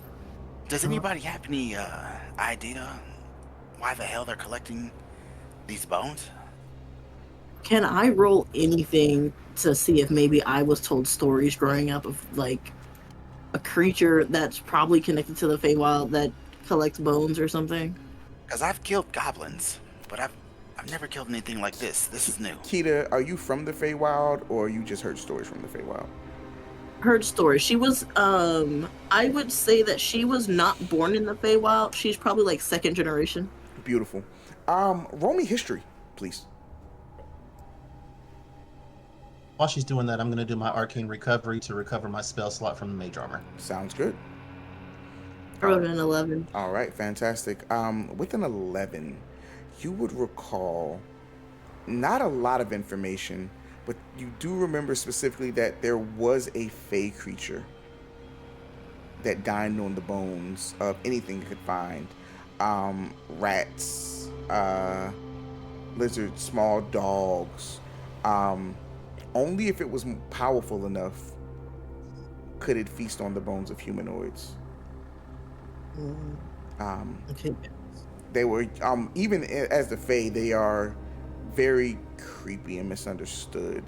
You don't recall a lot of specific information about them, but you do know a particular Fae creature does eat bones specifically, and you have no idea what it looks like.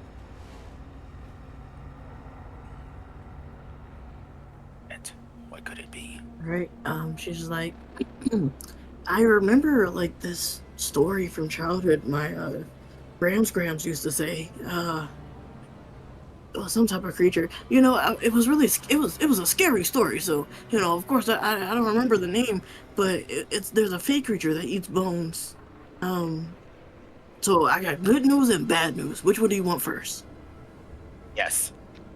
Cool. Bad The- news. The bad news is these are human bones, and only really powerful versions of these creatures can make it all the way up to human bones. Because normally it's like little ones, you know, little creatures, goblins, and these things and everything like that. Humans, well, the good news is we're gonna kick their ass anyway. Can I roll history to see if I also recall what she's talking about? Being a fey creature? Sure, absolutely.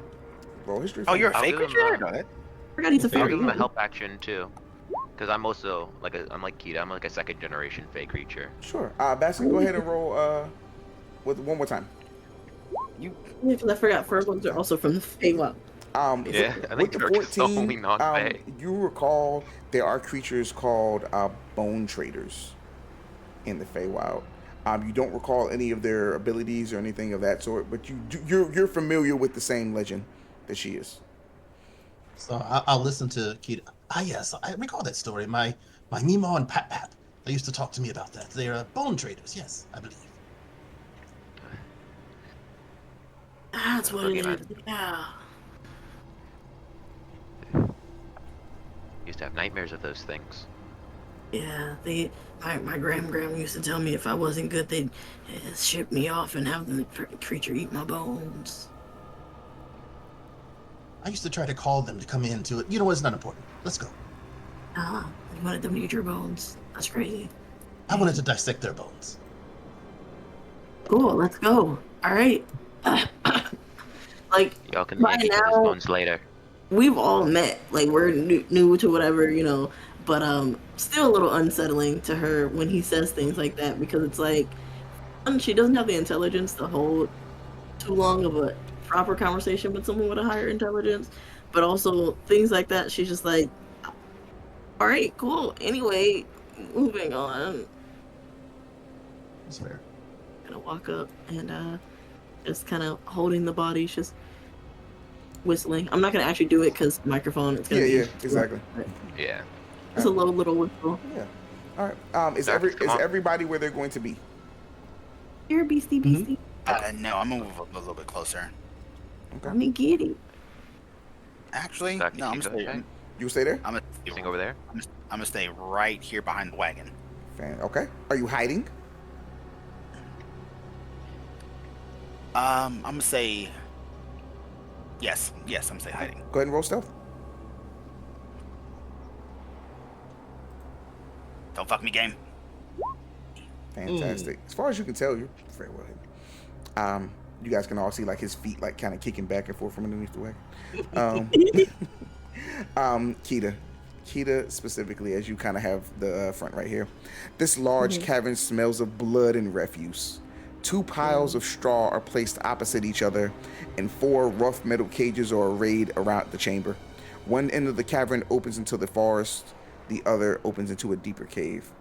3 of these creatures are sleeping very lightly in their beds, and I'm going to display them. Reptilian creatures, small, you could tell folded down right now are almost glider-like wings. These creatures may not be capable of flight, but they are capable of flying and for a very short period of time before they inevitably have to land. At the sound of your approach, they begin to stir and they begin to hiss menacingly as their gliders kind of flare out behind them at your approach. What would you like to do? Oh, look at the little guys. And she's gonna like toss one of the bodies kind of like here in front of them. Okay. Here you go, eat up. They quickly dive onto the body of the Fableman and start tearing, ripping, chewing at the meat. These creatures seem thoroughly distracted right now. All right, cool. I'm going to just kind of walk past. Come on, guys, let's go before they stop eating that one. I got the other one for our escape. As you proceed, Kita, Yes. you notice a figure, humanoid figure, trapped into a cage that is it's much too big for. Do you approach? I'm gonna just kind of walk and be like, hey, you look like maybe you shouldn't be in there. We have some business. What's going on? This man is an older man covered in whelps and bruises. He has 1 hit point left. Currently badly injured. Kita, you notice immediately as you look down at him, his left leg is flat, as if there are no bones beneath the knee. Oh, I'm gonna walk up. I'm going to I don't really have much health. I don't really want to give him my.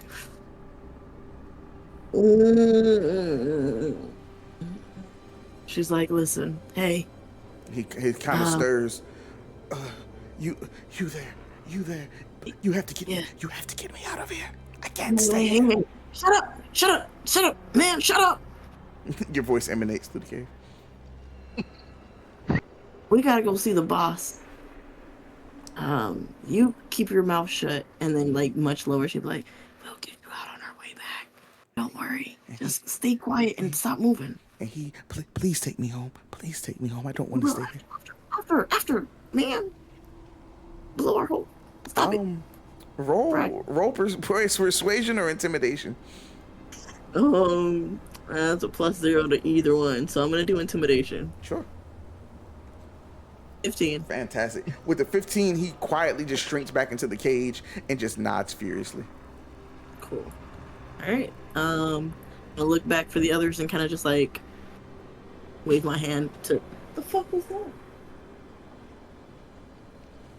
All right, wave my hand. Sorry, I heard a loud thump from the other room. It's probably the cats. I'm not gonna deal with it unless I smell smoke. I don't care. And just start waving my hands. Like, come on. Message Darkest, get your ass over here. Let's go. God damn it. All right, I'm on the way. right. The knife wings are Harsh. continuing to devour the Favelan body. What are they called? They're called knife wings. I've never heard of those. Big buggers. That's fucking cool. Yeah, I'm taking one on our way back, guys. I called dibs on one of them. We can all take one. It'd be kind of cool. Well, 3 of us can take one. You already have wings, Dr. Basket. So maybe. Yes, I'll forfeit. You take them. Yeah, I'll You take could write one. it. A little It'd be pet. cool. Well, they're. Oh yeah. All right. Make our way forward. Fantastic. I feel like Keita. we're making a lot of noise to be quiet. This large square pagoda has walls comprised of thousands of interlocking bones. Through an open doorway, you can see a macabre set of chairs and a desk, also made of interwoven bones, crested with skulls of woodland creatures. A humanoid skull features prominently on the desk center. Metal braziers built into the corners cast its space in a flickering shadow.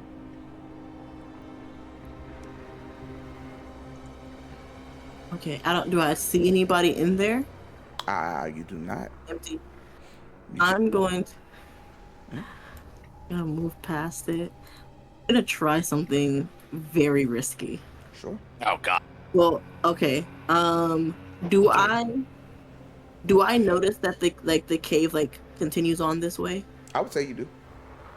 Okay, I'm gonna move over here, and I'm going to try to make my voice slightly higher pitch, calling out in Goblin. Hey, boss! I got something for you. Roll me deception or performance. All right. I'm gonna do performance. Oh no! Beautiful. Keita, you hear the sound of footsteps approaching. A short, 5 foot tall, what looks to be almost a drow, but more so shrunken and pale. Its skull appears to be a little bit too small for the gaunt form, like a toy with a mismatched head. It struts out wearing fine silks and leathers, arms a little bit longer than normal, kind of dangling almost by his knees. He comes out with his arms folded behind his back like a dignitary. Well, hello. You're not supposed to be here. Are you lost? Hey, boss. I No, can't see him. I work for you now. I was sent over here. I was told that we're looking for work. Yes. You know, us gotta stick our creature kind. You know, the umbrella of which our kind fall under. Yes. Gotta stick together. And so they told me to report to you to Absolutely. I'm absolutely looking for help. Sure. I'm here to help you. And he offers you like a smile. As your eyes meet, I need you to give me a DC 14 wisdom save. Oh no. Oh no! Look at that one! Beautiful. Oh, no. With the natural one, this creature's smile is warm. It's inviting. You feel like you could tell this creature anything. You are nearly best friends. You would go out of your way to help this creature with anything it needed to do. Oh wait, is this a charm? It is a charm. I have advantage against being charmed, I believe, because Double check for me. double check because hobgoblins I think have fey ancestry. I have advantage on saving throws, so avoid or in the charm condition. Beautiful. Go ahead and roll me another wisdom save. Then your DC is 14. Still got a 5. Fantastic. All right, cool. And you just feel very warm. It feels like you're kind of meeting with your best friend again. And just very warmly, why, yes, I am looking for help. I'm glad you're here. And he kind of peers around the corner. And who's that there with you? She is going to say, I don't know. I saw them skulking about. Brought them in. I figured maybe Hmm. you know I would gain favor as my first mission. I brought some Of course. spies. Of course, and you've done an amazing job. I am very proud of you. Thank you. And he kind of proceeds forwards and kind of looks around the corner. Hello there. Greetings, how are you? I'm well. What brings you to my humble abode?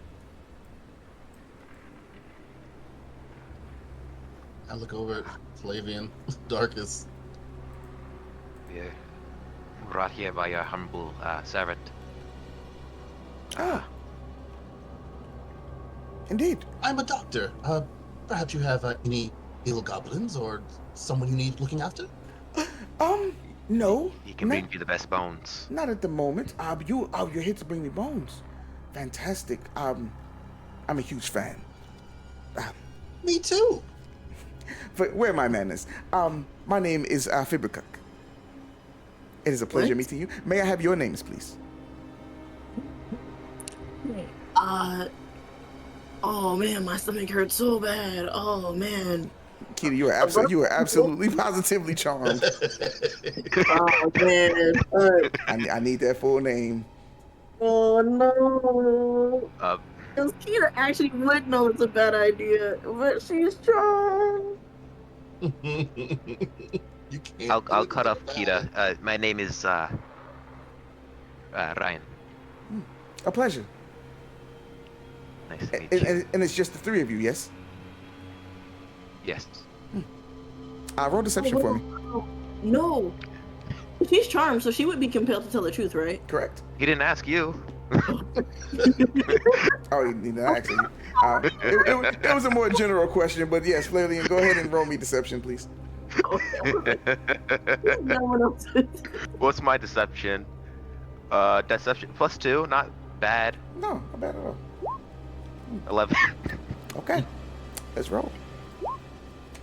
Yeah. He just returns the warm smile. Fantastic. Well, I was just getting ready to enjoy dinner. Was there anything I could do for you? I do prefer to dine to myself. However, if there's anything I can help you with, I'm more than willing. Oh. So, you're pretty great, actually. You're great. Your skin is just so flawless and amazing, really and truly. I think that's great.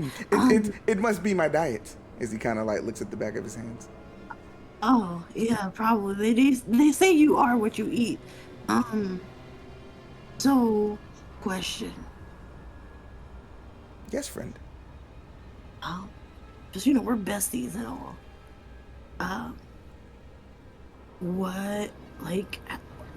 When did you get here? Like, because, us, Feywild inhabitants, we gotta, but, like, I kind of, like, stumbled through a while back and just been kind of, when did you get here? And he kind of like puts a finger to his lip. How long has it been? I lose track of time in the material plane. It's unlike the Feywild. Oh, yeah. Quite It does some- go differently there. Yes. It does. It Yeah. does. Because we're all from there. Yes. And I'm very interested to see how many of us there are here. You were led here by the Favelin, yes? Yeah, they wanted to tell me where to go, and they're just kind of making sure that your pets, which are really cool, by the way, and I kind of want one if you have any extras, or like where I can just grab one myself or take one on your. I mean, since I'm working for you, I guess I'll just hang out with them. But they Right. they wanted to keep them occupied so that they said it was feeding time. So Right. Well, yes, you'll stay here with me. And you'll get to know them very intimately. no, Can you're we tell that she's charmed? Now- I would say, she looks a little, she's acting a little differently than normal. She's smiling. I would whisper, Flavian. The only time you've ever seen her really smiling is when she's killing something or drinking. And she's smiling right now. Any thoughts Sarah. on how to snap her out of this? That's not right. So you said how many there are? Well, actually, so there's Dr. Basket. There's me. Sir, You said you're getting ready for dinner, right? I am, yes. We see that you have a hole outside. Would you want us to bring it in for you? No. I'll be dining on the man in the cage there. Oh, You have? Oh, okay. I can. Ripe and seasoned, yes. I'll bring them for you if you want. I can probably. No, that's fine. I don't need you to do anything for me now. Actually, go in my office and have a seat. We have much to discuss. And he kind of gestures his hand towards his office, Keita. Okay, and it's this direction. This direction here. Okay. Okay, yeah, for sure. I'll go sit down. Hey guys, I got business here, so I'll probably catch up with you guys later, I guess. Or if you guys want to do the we'll join you in the office in a second. I'm not really sure exactly what you wanted for sure. Darkus, move back. Darkus, move back toward the entrance. I'm gonna see you. Prepare a spell. At this point, I will prepare a spell. you hear shifting, and another one of those Fibbercook. Is everything okay, boss? Yes, everything's fine. We have some visitors, but it is getting ready to be dinner time. We have a guest, actually. Keita from the Feywild will be joining us. Oh wow, we don't get many visitors from the Feywild. We don't. That's correct. And he turns and just gives you guys the most polite smile. I'm sorry, I am preparing for dinner, so if there's nothing else you need, I will be asking you to be on your way. We've come to be rather close with our friend Keita on the way over here. We could stay a bit, make sure she's right.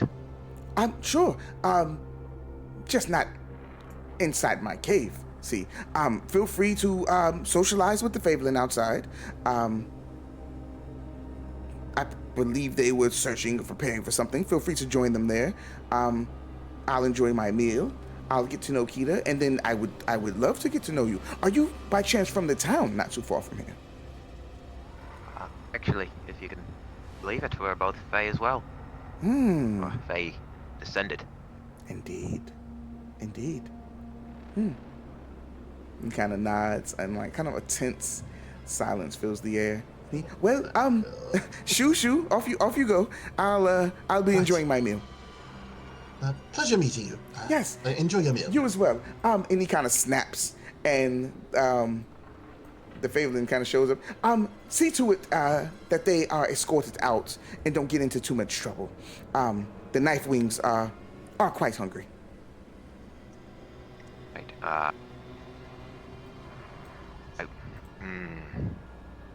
Ta-ta.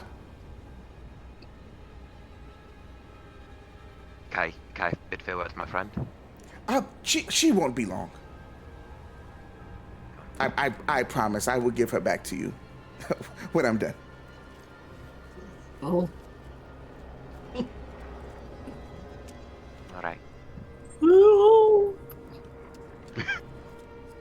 Darkus, I think we're in what the medical professionals call a dilly of a pickle. Oh, there goes the Not a pickles. pickle at all.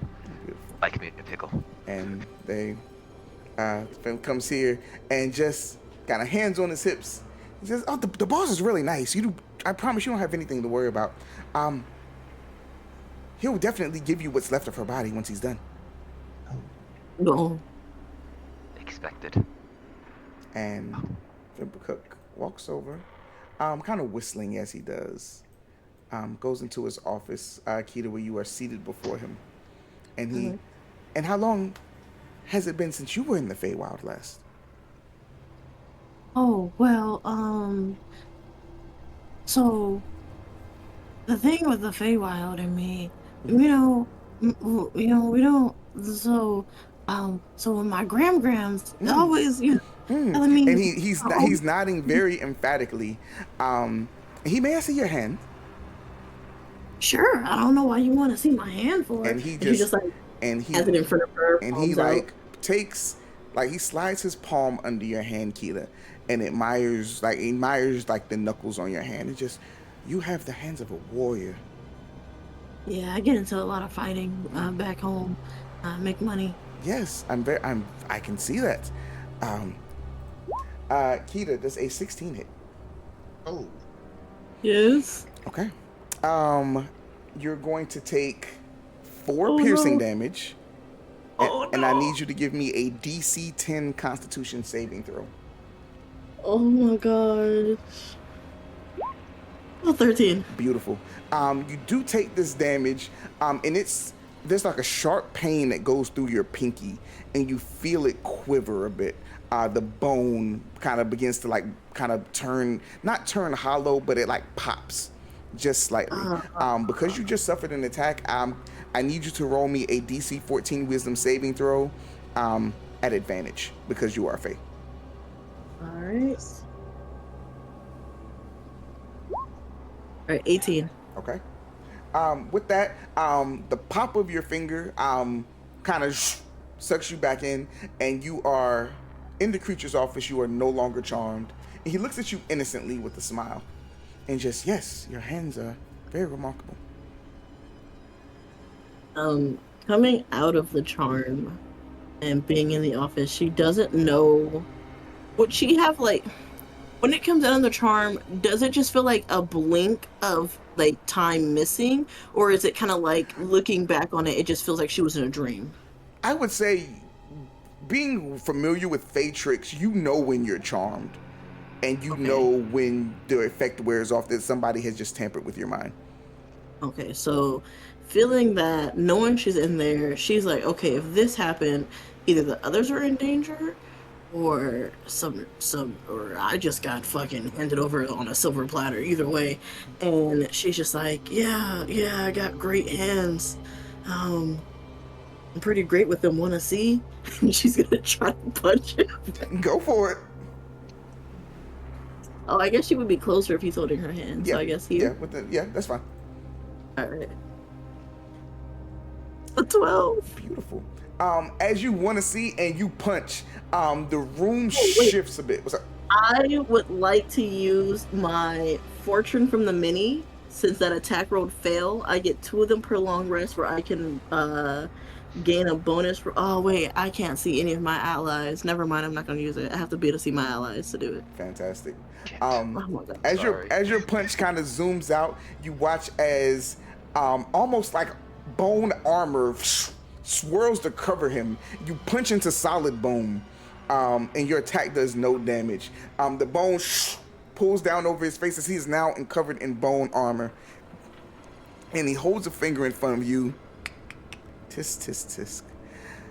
Don't worry, there's ways of dealing with your type. And You basically broke my finger, man. What did you think I was gonna do? let's go ahead and roll some initiative. Kita, you roll initiative. Everybody else, you would not. Go ahead and roll initiative, but you have no idea what's happening right now as no noise has been made. Oh, 9. I hope he rolls low, please. Let's see. Roll like a 5. Yes, I rolled. Oh. Wait, no, that wasn't him. Fuck. Oh, he rolled a 4. Oh, thank God. Basket, you rolled a 17. yeah. Oh, man. 22. The only thing greater than rolling a low number on your initiative is when the bad person also rolls low. He's right there with you. 22. Right. I'm gonna go for it. I'm gonna go ahead and add you to the initiative order as well. It's scary. All right.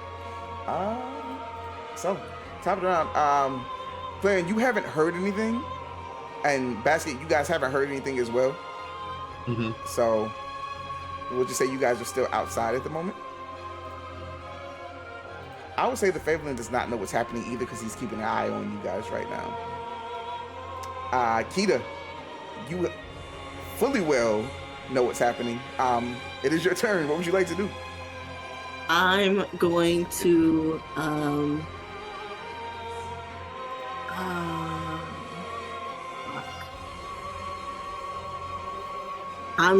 I'm gonna yell out, help! Help! Help me! And I'm gonna just try to punch him again. Go for it. Move up. Unarmed strike. A 9. A 9 is not going to hit. You punch into the bone armor. Help! I'm gonna bonus action drink my potion of healing. Go ahead and roll it. Roll. It gives me 8. Beautiful. Woo. Any movement? And then no, because I don't want him to get opportunity attack now that I'm in melee range, so that's my turn. Fantastic. All right. Darkus, at the sound of Kita screaming help, the sound reverberates off of the walls. The Favorlin looks back and then looks at you with his weapon drawn. What would you like to do?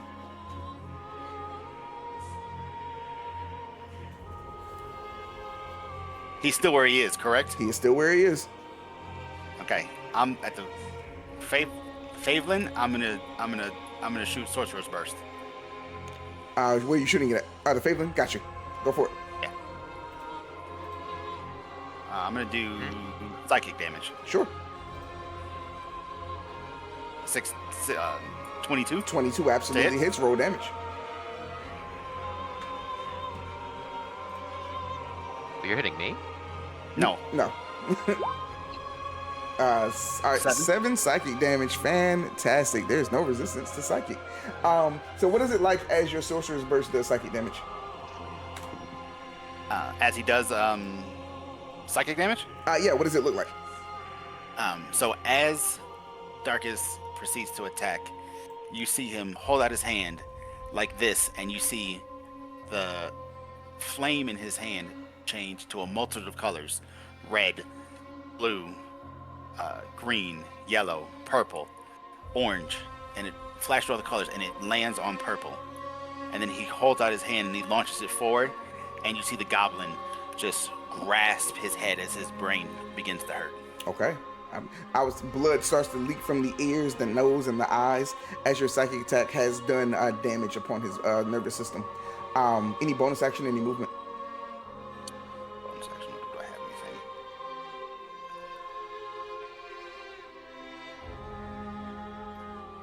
That is 1 minute. Yes. As my bonus action, I am going to cast, or I'm going to use my innate action, or innate sorcery. Okay. Beautiful. Your innate sorcery flares, and you will have advantage on all of your sorcery spells next turn. Any movement? No movement. I also get any save, I get +1. Exactly. Yes, sir. All right. End of your turn. And then that's the end of my turn. Alrighty, beautiful. The Bone Trader.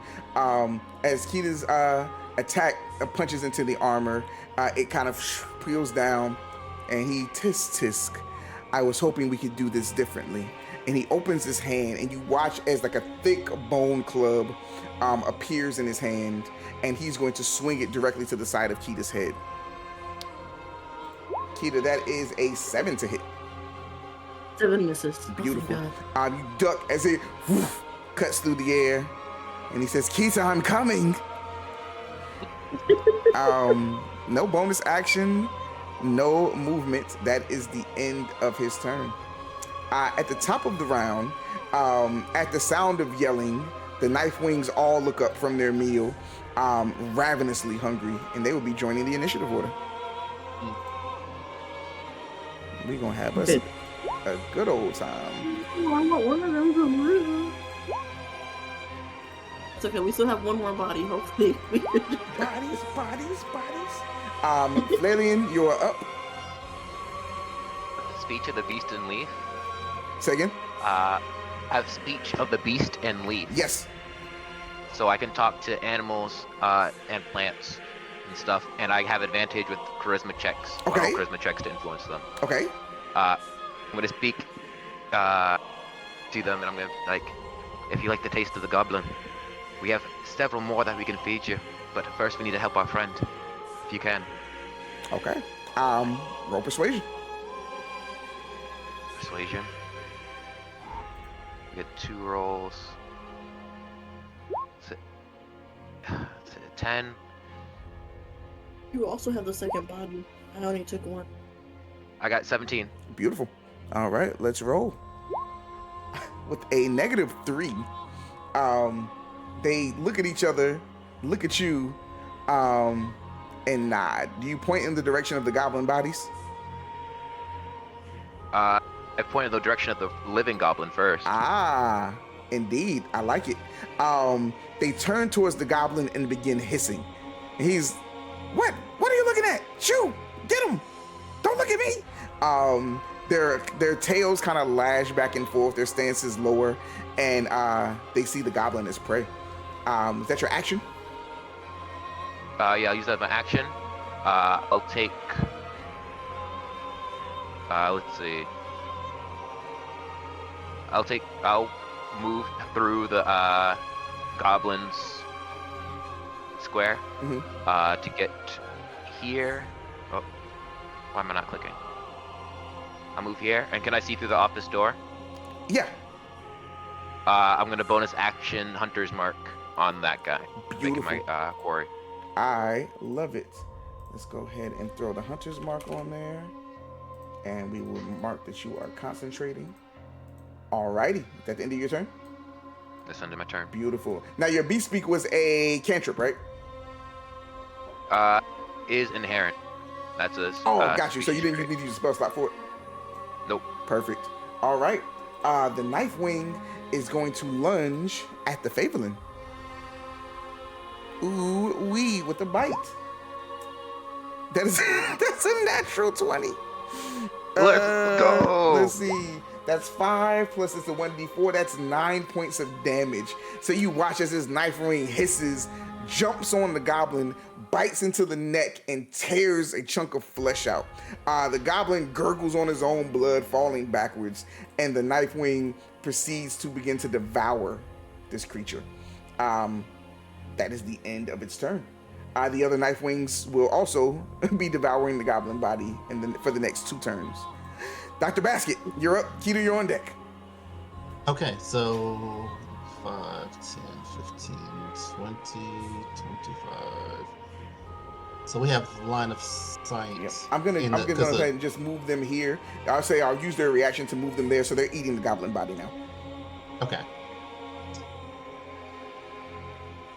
I'm gonna attempt to do a jolt Sure. on the guy. That is a 24 24 hits. for 7 lightning damage. Okie doke. We have no resistance to that.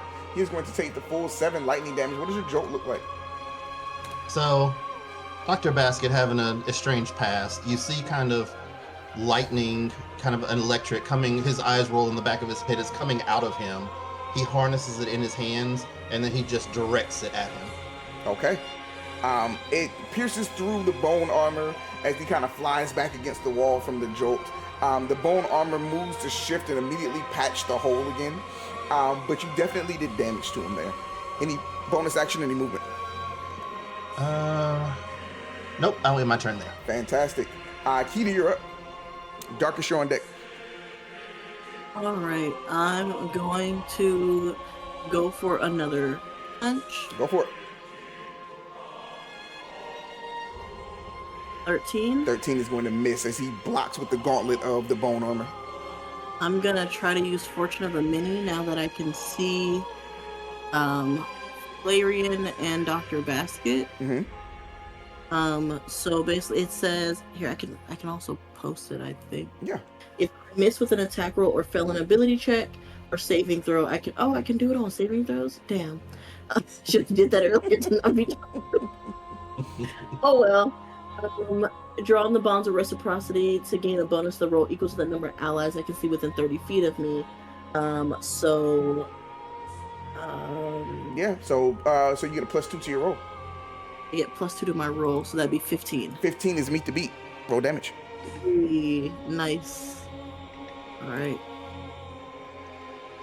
That is 9 bludgeoning damage. Woof. Yeah. As you strike into Fibracuck, just a straight kind of offhanded punch to the jaw. His head kind of snaps from the hit, and he flies back again, knocking into the bone bookshelf. As books kind of flatter down, you see blood kind of coming from his mouth. He's badly hurt. All right. And that's Damn, just from the the thing I one? can. I mean, look how frail he looks. That was just like a thing I can do. That's not my bonus action. So my bonus action, unarmed strike. Mm-hmm. It's a 23 to hit. Hits. 8. Go crazy. That's another 6 bludgeoning damage as I like reach out and like just as he goes flying, I'm just like following through with like a kick to his chest. Beautiful. Your kick shatters his bone armor. You hear bones splinter and go off in different directions as he hits the back of the wall and slides down, barely fighting unconsciousness at this point. The knife wings have already eaten. Keita, at this point, he looks up at you, bloodied, just from the punch he's already starting to bruise. Wait. I can help you. We got off on the wrong foot. I didn't know how powerful you were. This changes things. Winner, come little cuties, come feast. And that's my turn. Beautiful. So he has no hit points left. At this point, he is bartering for his life. And Oh, wow. and as he's like, I can help you. I know things. I know secrets. I have gold. I have money. Whatever you need. Just don't kill me. Yeah. We're fair creatures, right? We have to stick together, right? I don't know a lot about a lot of things, but one thing that my Gram always left with me is we'll never make a bargain with a fey creature. No dice. That basically means no, I'm not doing the deal with you just in case you're also stupid and don't know what that means. So, either describe how you knock him unconscious or describe the kill. Fuck. She is going to basically reach down, arm around the neck. Go to sleep. It's night. And he struggles weakly, but Just like a quick flex gets him right at the last moment. and knocks with him that, unconscious. his body slumps to the ground. The bone trader is unconscious. The knife wings are eating their meal. We are going to end combat right now. Okay, I'm gonna come out and be like, "Hey, Dr. Basket, Yes. I didn't kill it just in case you wanted to." Oh, actually, before I leave, I have rope. Tie him up with my rope. Sure. Give me a sleight of hand check. Let's see how good you are at Alright. tying rope. I'm great with sleight of hand. 13. Yeah, with the 13, it looks secure enough. Are you kind of doing traditionally like the rope is just tied all around him, or his arms tied behind his back? How is he bound? Yeah, I want it to be tied around him so that his arms are clutched against his body. I want his hands tucked in because I don't know if he can do magic or whatever. Right. And then I'm going to the pants I had taken off that are in my bag, rip them and just stuff them in his mouth. Okay. He also cannot speak. Sorry about that, dude. I know they smell like shit. Dr. Basket, he's Yes. in there. He's knocked out. I don't know if you wanted to like, you do like experiment stuff things. I do. Cutting things. He had like bones come out of him and encase his body Really? like a bug, and I couldn't punch him. I had to really summon all my strength and really fuck him up. But if you want to question him or like dissect him while he's alive, I guess, or whatever, man, he's in there tied up. Fascinating. Just I don't want to see it, but Sure, we'll take a look. yeah. Seeing the creatures. Oh, I guess we should get this guy out, guys. And he's Anyone- please. Yeah. Is it just like a lock that needs to be picked, or Okay. can I like hit it? and knock it? Athletics or sleight of hand DC 10. I can do sleight of hand. I have a +5 to my sleight of hand. Yeah, and that's higher than my athletics actually. I gotta say, Yeah, so you're fumbling with the lock. You can't quite get it open. fuck. Anyway, can one of you guys handle that? I'm gonna lose my cool. I'm gonna take the body from the other one that we had stashed, and I'm gonna pull it out and toss it to the knife. The wing. knife wings all immediately jump from carcass to carcass. At this point, you fed them 3 times. One of them looks up at you kind of curiously as it's chewing. Make me an animal handling check. Because you fed it 2 or 3 times in a row, let's make your DC 12. Okay, thank God, because I have a +1. It's so cute. Oh my Oh, God! no. Please, somebody help me! I'll give her the help action by doing my my speech thing. It's like she Okay. really likes you. Okay, She thinks you're cute. Go- She'll take care of you. go ahead, Keita. Oh, God. 11. Oh my Well, God! I mean, no. as it chews, it looks at you expectantly. Because Flareon is literally speaking to it, I'm gonna lower the DC. And as it chews, it just like tilts its head to the side, and continues chewing. But it is keeping its eye on you though. There is hope yet. I don't know if it really can understand me, but I'm gonna say in Goblin, hey, you come with me. Listen, we kill a lot of creatures. You can feast forever and never have to put any work in it.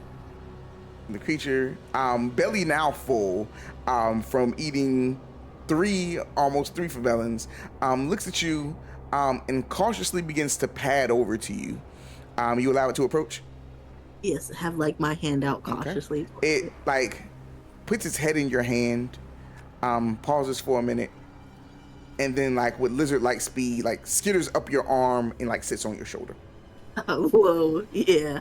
Oh man, I don't know what I'm gonna call you yet, but this is great. Hey guys, look, I told you I was gonna steal one. I'm happy for you, lad. Yeah, Man, I want one. we're gonna feed it dead creatures. This is gonna be so fucking sick.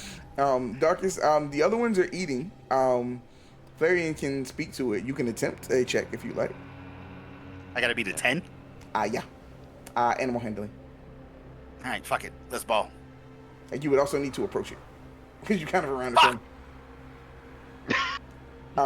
That's just the first one, right? It looks at you and then just goes back down to its meal.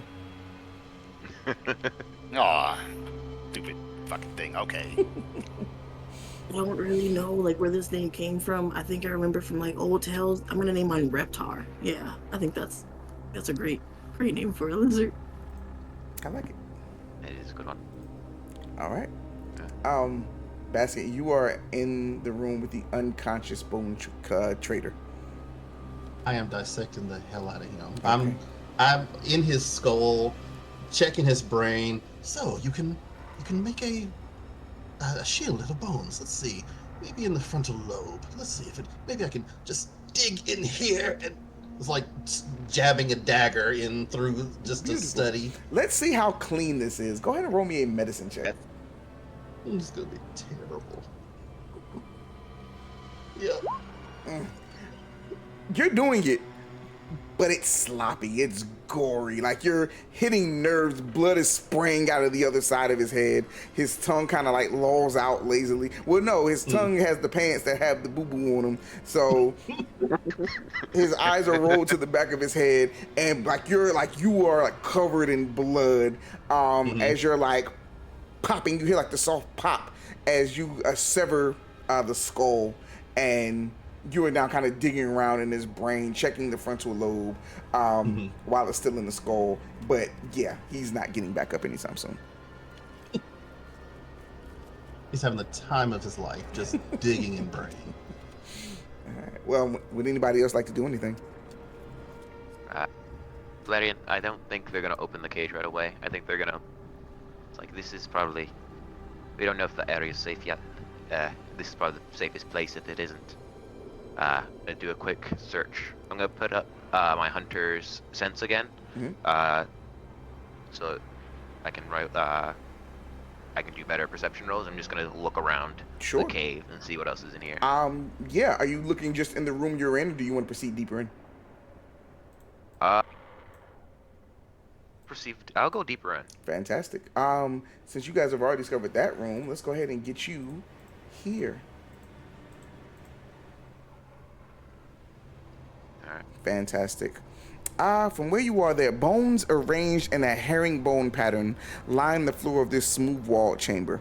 A canopied bed, framed paintings, and sturdy wardrobes furnish this otherworldly room. 3 bony pedestals are each topped with a different skull, one large and tusked, one so tiny as to be awkward for the size of the pedestal, and one that is just the lower jawbone of a medium-sized creature. Because you are rolling, since you have your perception thing going, I will say, as you're looking around the room, you notice the Bone Trader acquired his linens and the costumes of his wardrobe over several years. Most are beautiful, but fragile. All of these combined linens would sell for about 20 gold pieces to a collector. So, loot, go ahead and add 20 gold pieces to the group loot. Will do. Yeah. All right. Go ahead and also, while you're in there, Flareon, give me a DC 12 investigation check. All right, added the 20 gold. Oh no, somebody else add 20 gold at the same time? Basket's adding the 20 gold to the group. All right, so I'm gonna subtract 20. I got it. All right, we gotta say that out loud because we're gonna end up with double gold or no gold. Oh yeah, every yeah. time No, that I think we talked about it before you showed up because you were a little bit late. So yeah, got it. he's doing all the anything y'all find for the session. Got it. You said investigation. Yes, sir. DC 12. DC 12. All right, I have +3 to investigation. Nope, got a 7. Okay. Can keep it moving. Anybody who comes into the room can do that DC 12 investigation check. Okay, I'll go into the room. Go for it. Didn't see You nothing said here. investigation? DC 12. Okay. Boy, these rolls is ass. I I'll think, go in. For real. personally, I think y'all are doing great. Basket, do you pull yourself away from your examination? Yeah. So what are you guys doing? I'm like covered in blood and viscera. With a 15, immediately as you come in and you see all of the bone shift bed, everything in this room, you notice that one section of the herringbone floor doesn't match the pattern. From what you briefly know of the Bone Trader, he seemed very particular about his patterns, his bones, and you notice this one looks off. As you investigate, you do notice underneath this floor is a small hollow where coins were being hidden. So you find 100 gold pieces and 49 silver pieces in a purse. I shall add them. Mm-hmm.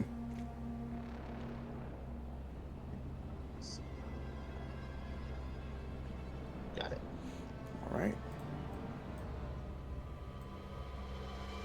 Just gonna try one more time to break open this cage. All right. One more go. I'm gonna get you out of here, and if I can't, you're just gonna have to die here, and I'm sorry. Like, no. There has to be another way. Shh. I got this. I'm a professional. Try one more time with the slider. Oh, you know what? I should have added the tools that I'm proficient in into my thing because I'm proficient with these. Oh well. Sleight of hand. Let's see how this goes. 19. With the 19, you finally figure out righty tighty, lefty loosey. with the pop, the lock comes out. The man crawls out on his elbows. Again, his left leg still flattened and limped from having the bone devoured. And he, thank you. And he kind of uses the wall, pulling himself up with his upper body strength. And I may need help getting home. Can you help me, please? My village isn't far from here. Listen, well, that's where we came from, actually. So, I didn't have a lot of time to talk before, but we came to kill that guy. Well, we came to figure out why there was bones being stolen, and then now here we are. So we'll take you back with us. Just, maybe sit outside because, and she just kind of feels the creature on her shoulder, kind of getting a little restless. He might, you look like you might be a meal, so just go wait outside. The knife wing hisses at him. I want to tempt it. Yeah, it is friendly with you, but it is not trained, so you will have to do animal handling checks, or it will attack what it deems as easy targets. Yeah, so hurry up, and then she's gonna make her way away from him. Beautiful. And he's kind of on one leg, so he's using the cave wall just attempting to kind of hobble over. He might make it home. He might not without help. Oh yeah, he should wait outside. We'll Okay. we'll usher him He, back home. he waits outside. Okay. Would anybody like to go into the last room? Yeah. Yeah. Yeah. Move your way over. Hey guys, Who's- what you doing? What's Who's gonna babysit the Ooh, yeah. This place is weird looking. Another room over here. Mm-hmm. A little bit further down.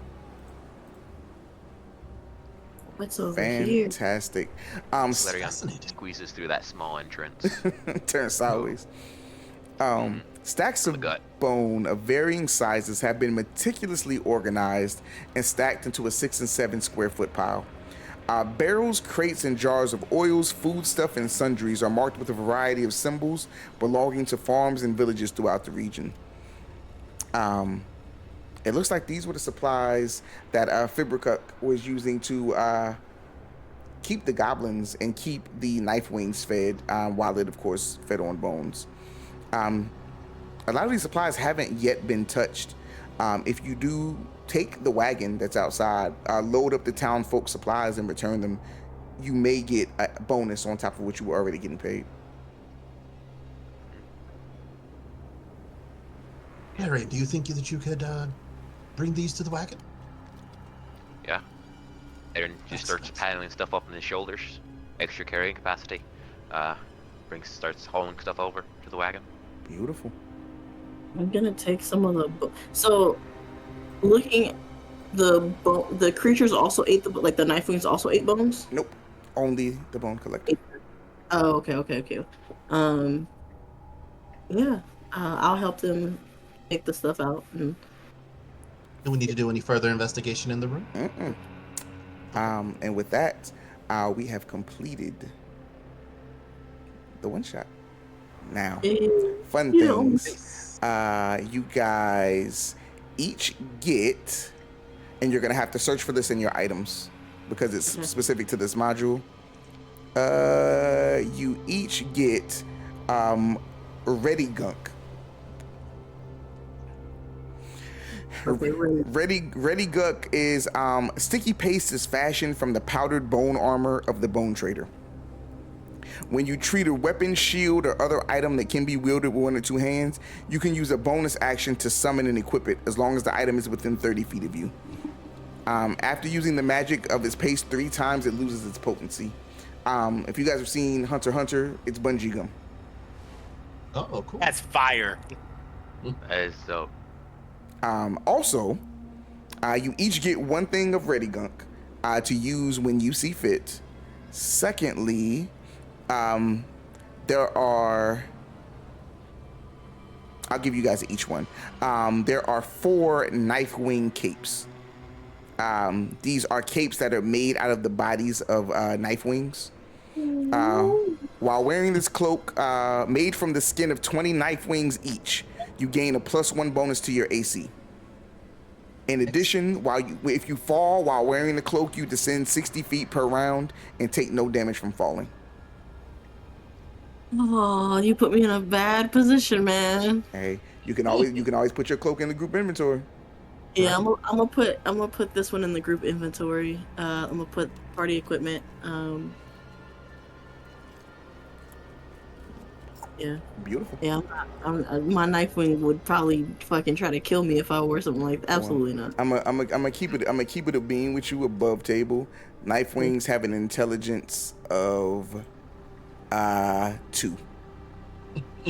Oh, They don't even know. So he They not even. he don't know nothing except that he be hungry. okay, then never mind. I'm gonna keep it. You might smell you and think, oh, that's my homie. Yeah. That's my people. I put that shit on immediately. Yeah. Right, same. You ever seen that meme where you give like a bird a piece of fried chicken and it be like, damn, it be your own homies? It is literally that. So, Alright, yeah. Right. So with that, guys, like I said, the one shot is complete. Nice. That said, That was fun. yeah. So you return back to town. The townsfolk are not rich. Again, you are in a poor, desolate city. But because you return Dirk Wheatfield, the group does get 10 gold pieces. Not each, just 10 flat gold pieces. Because they're poor, they don't have a lot of money to give. Y'all want that in party or split or what? I Let's say say everything in every party party. now, and then we can see how we want to split Okay. it after. Gotcha. Okay. With that resolved, you guys did pack up the gear and return that as well, right? Yeah, Mhm. everything that would have been. Fantastic. Go ahead and add another 10 gold pieces to that too. But I have killed the one that's in that shithole on our way out. Absolutely. He's in a 15-foot hole down. There's nothing he could do.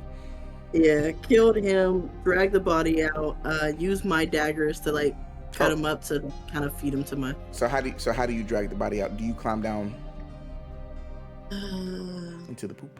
gonna be like, hey guys, turn around.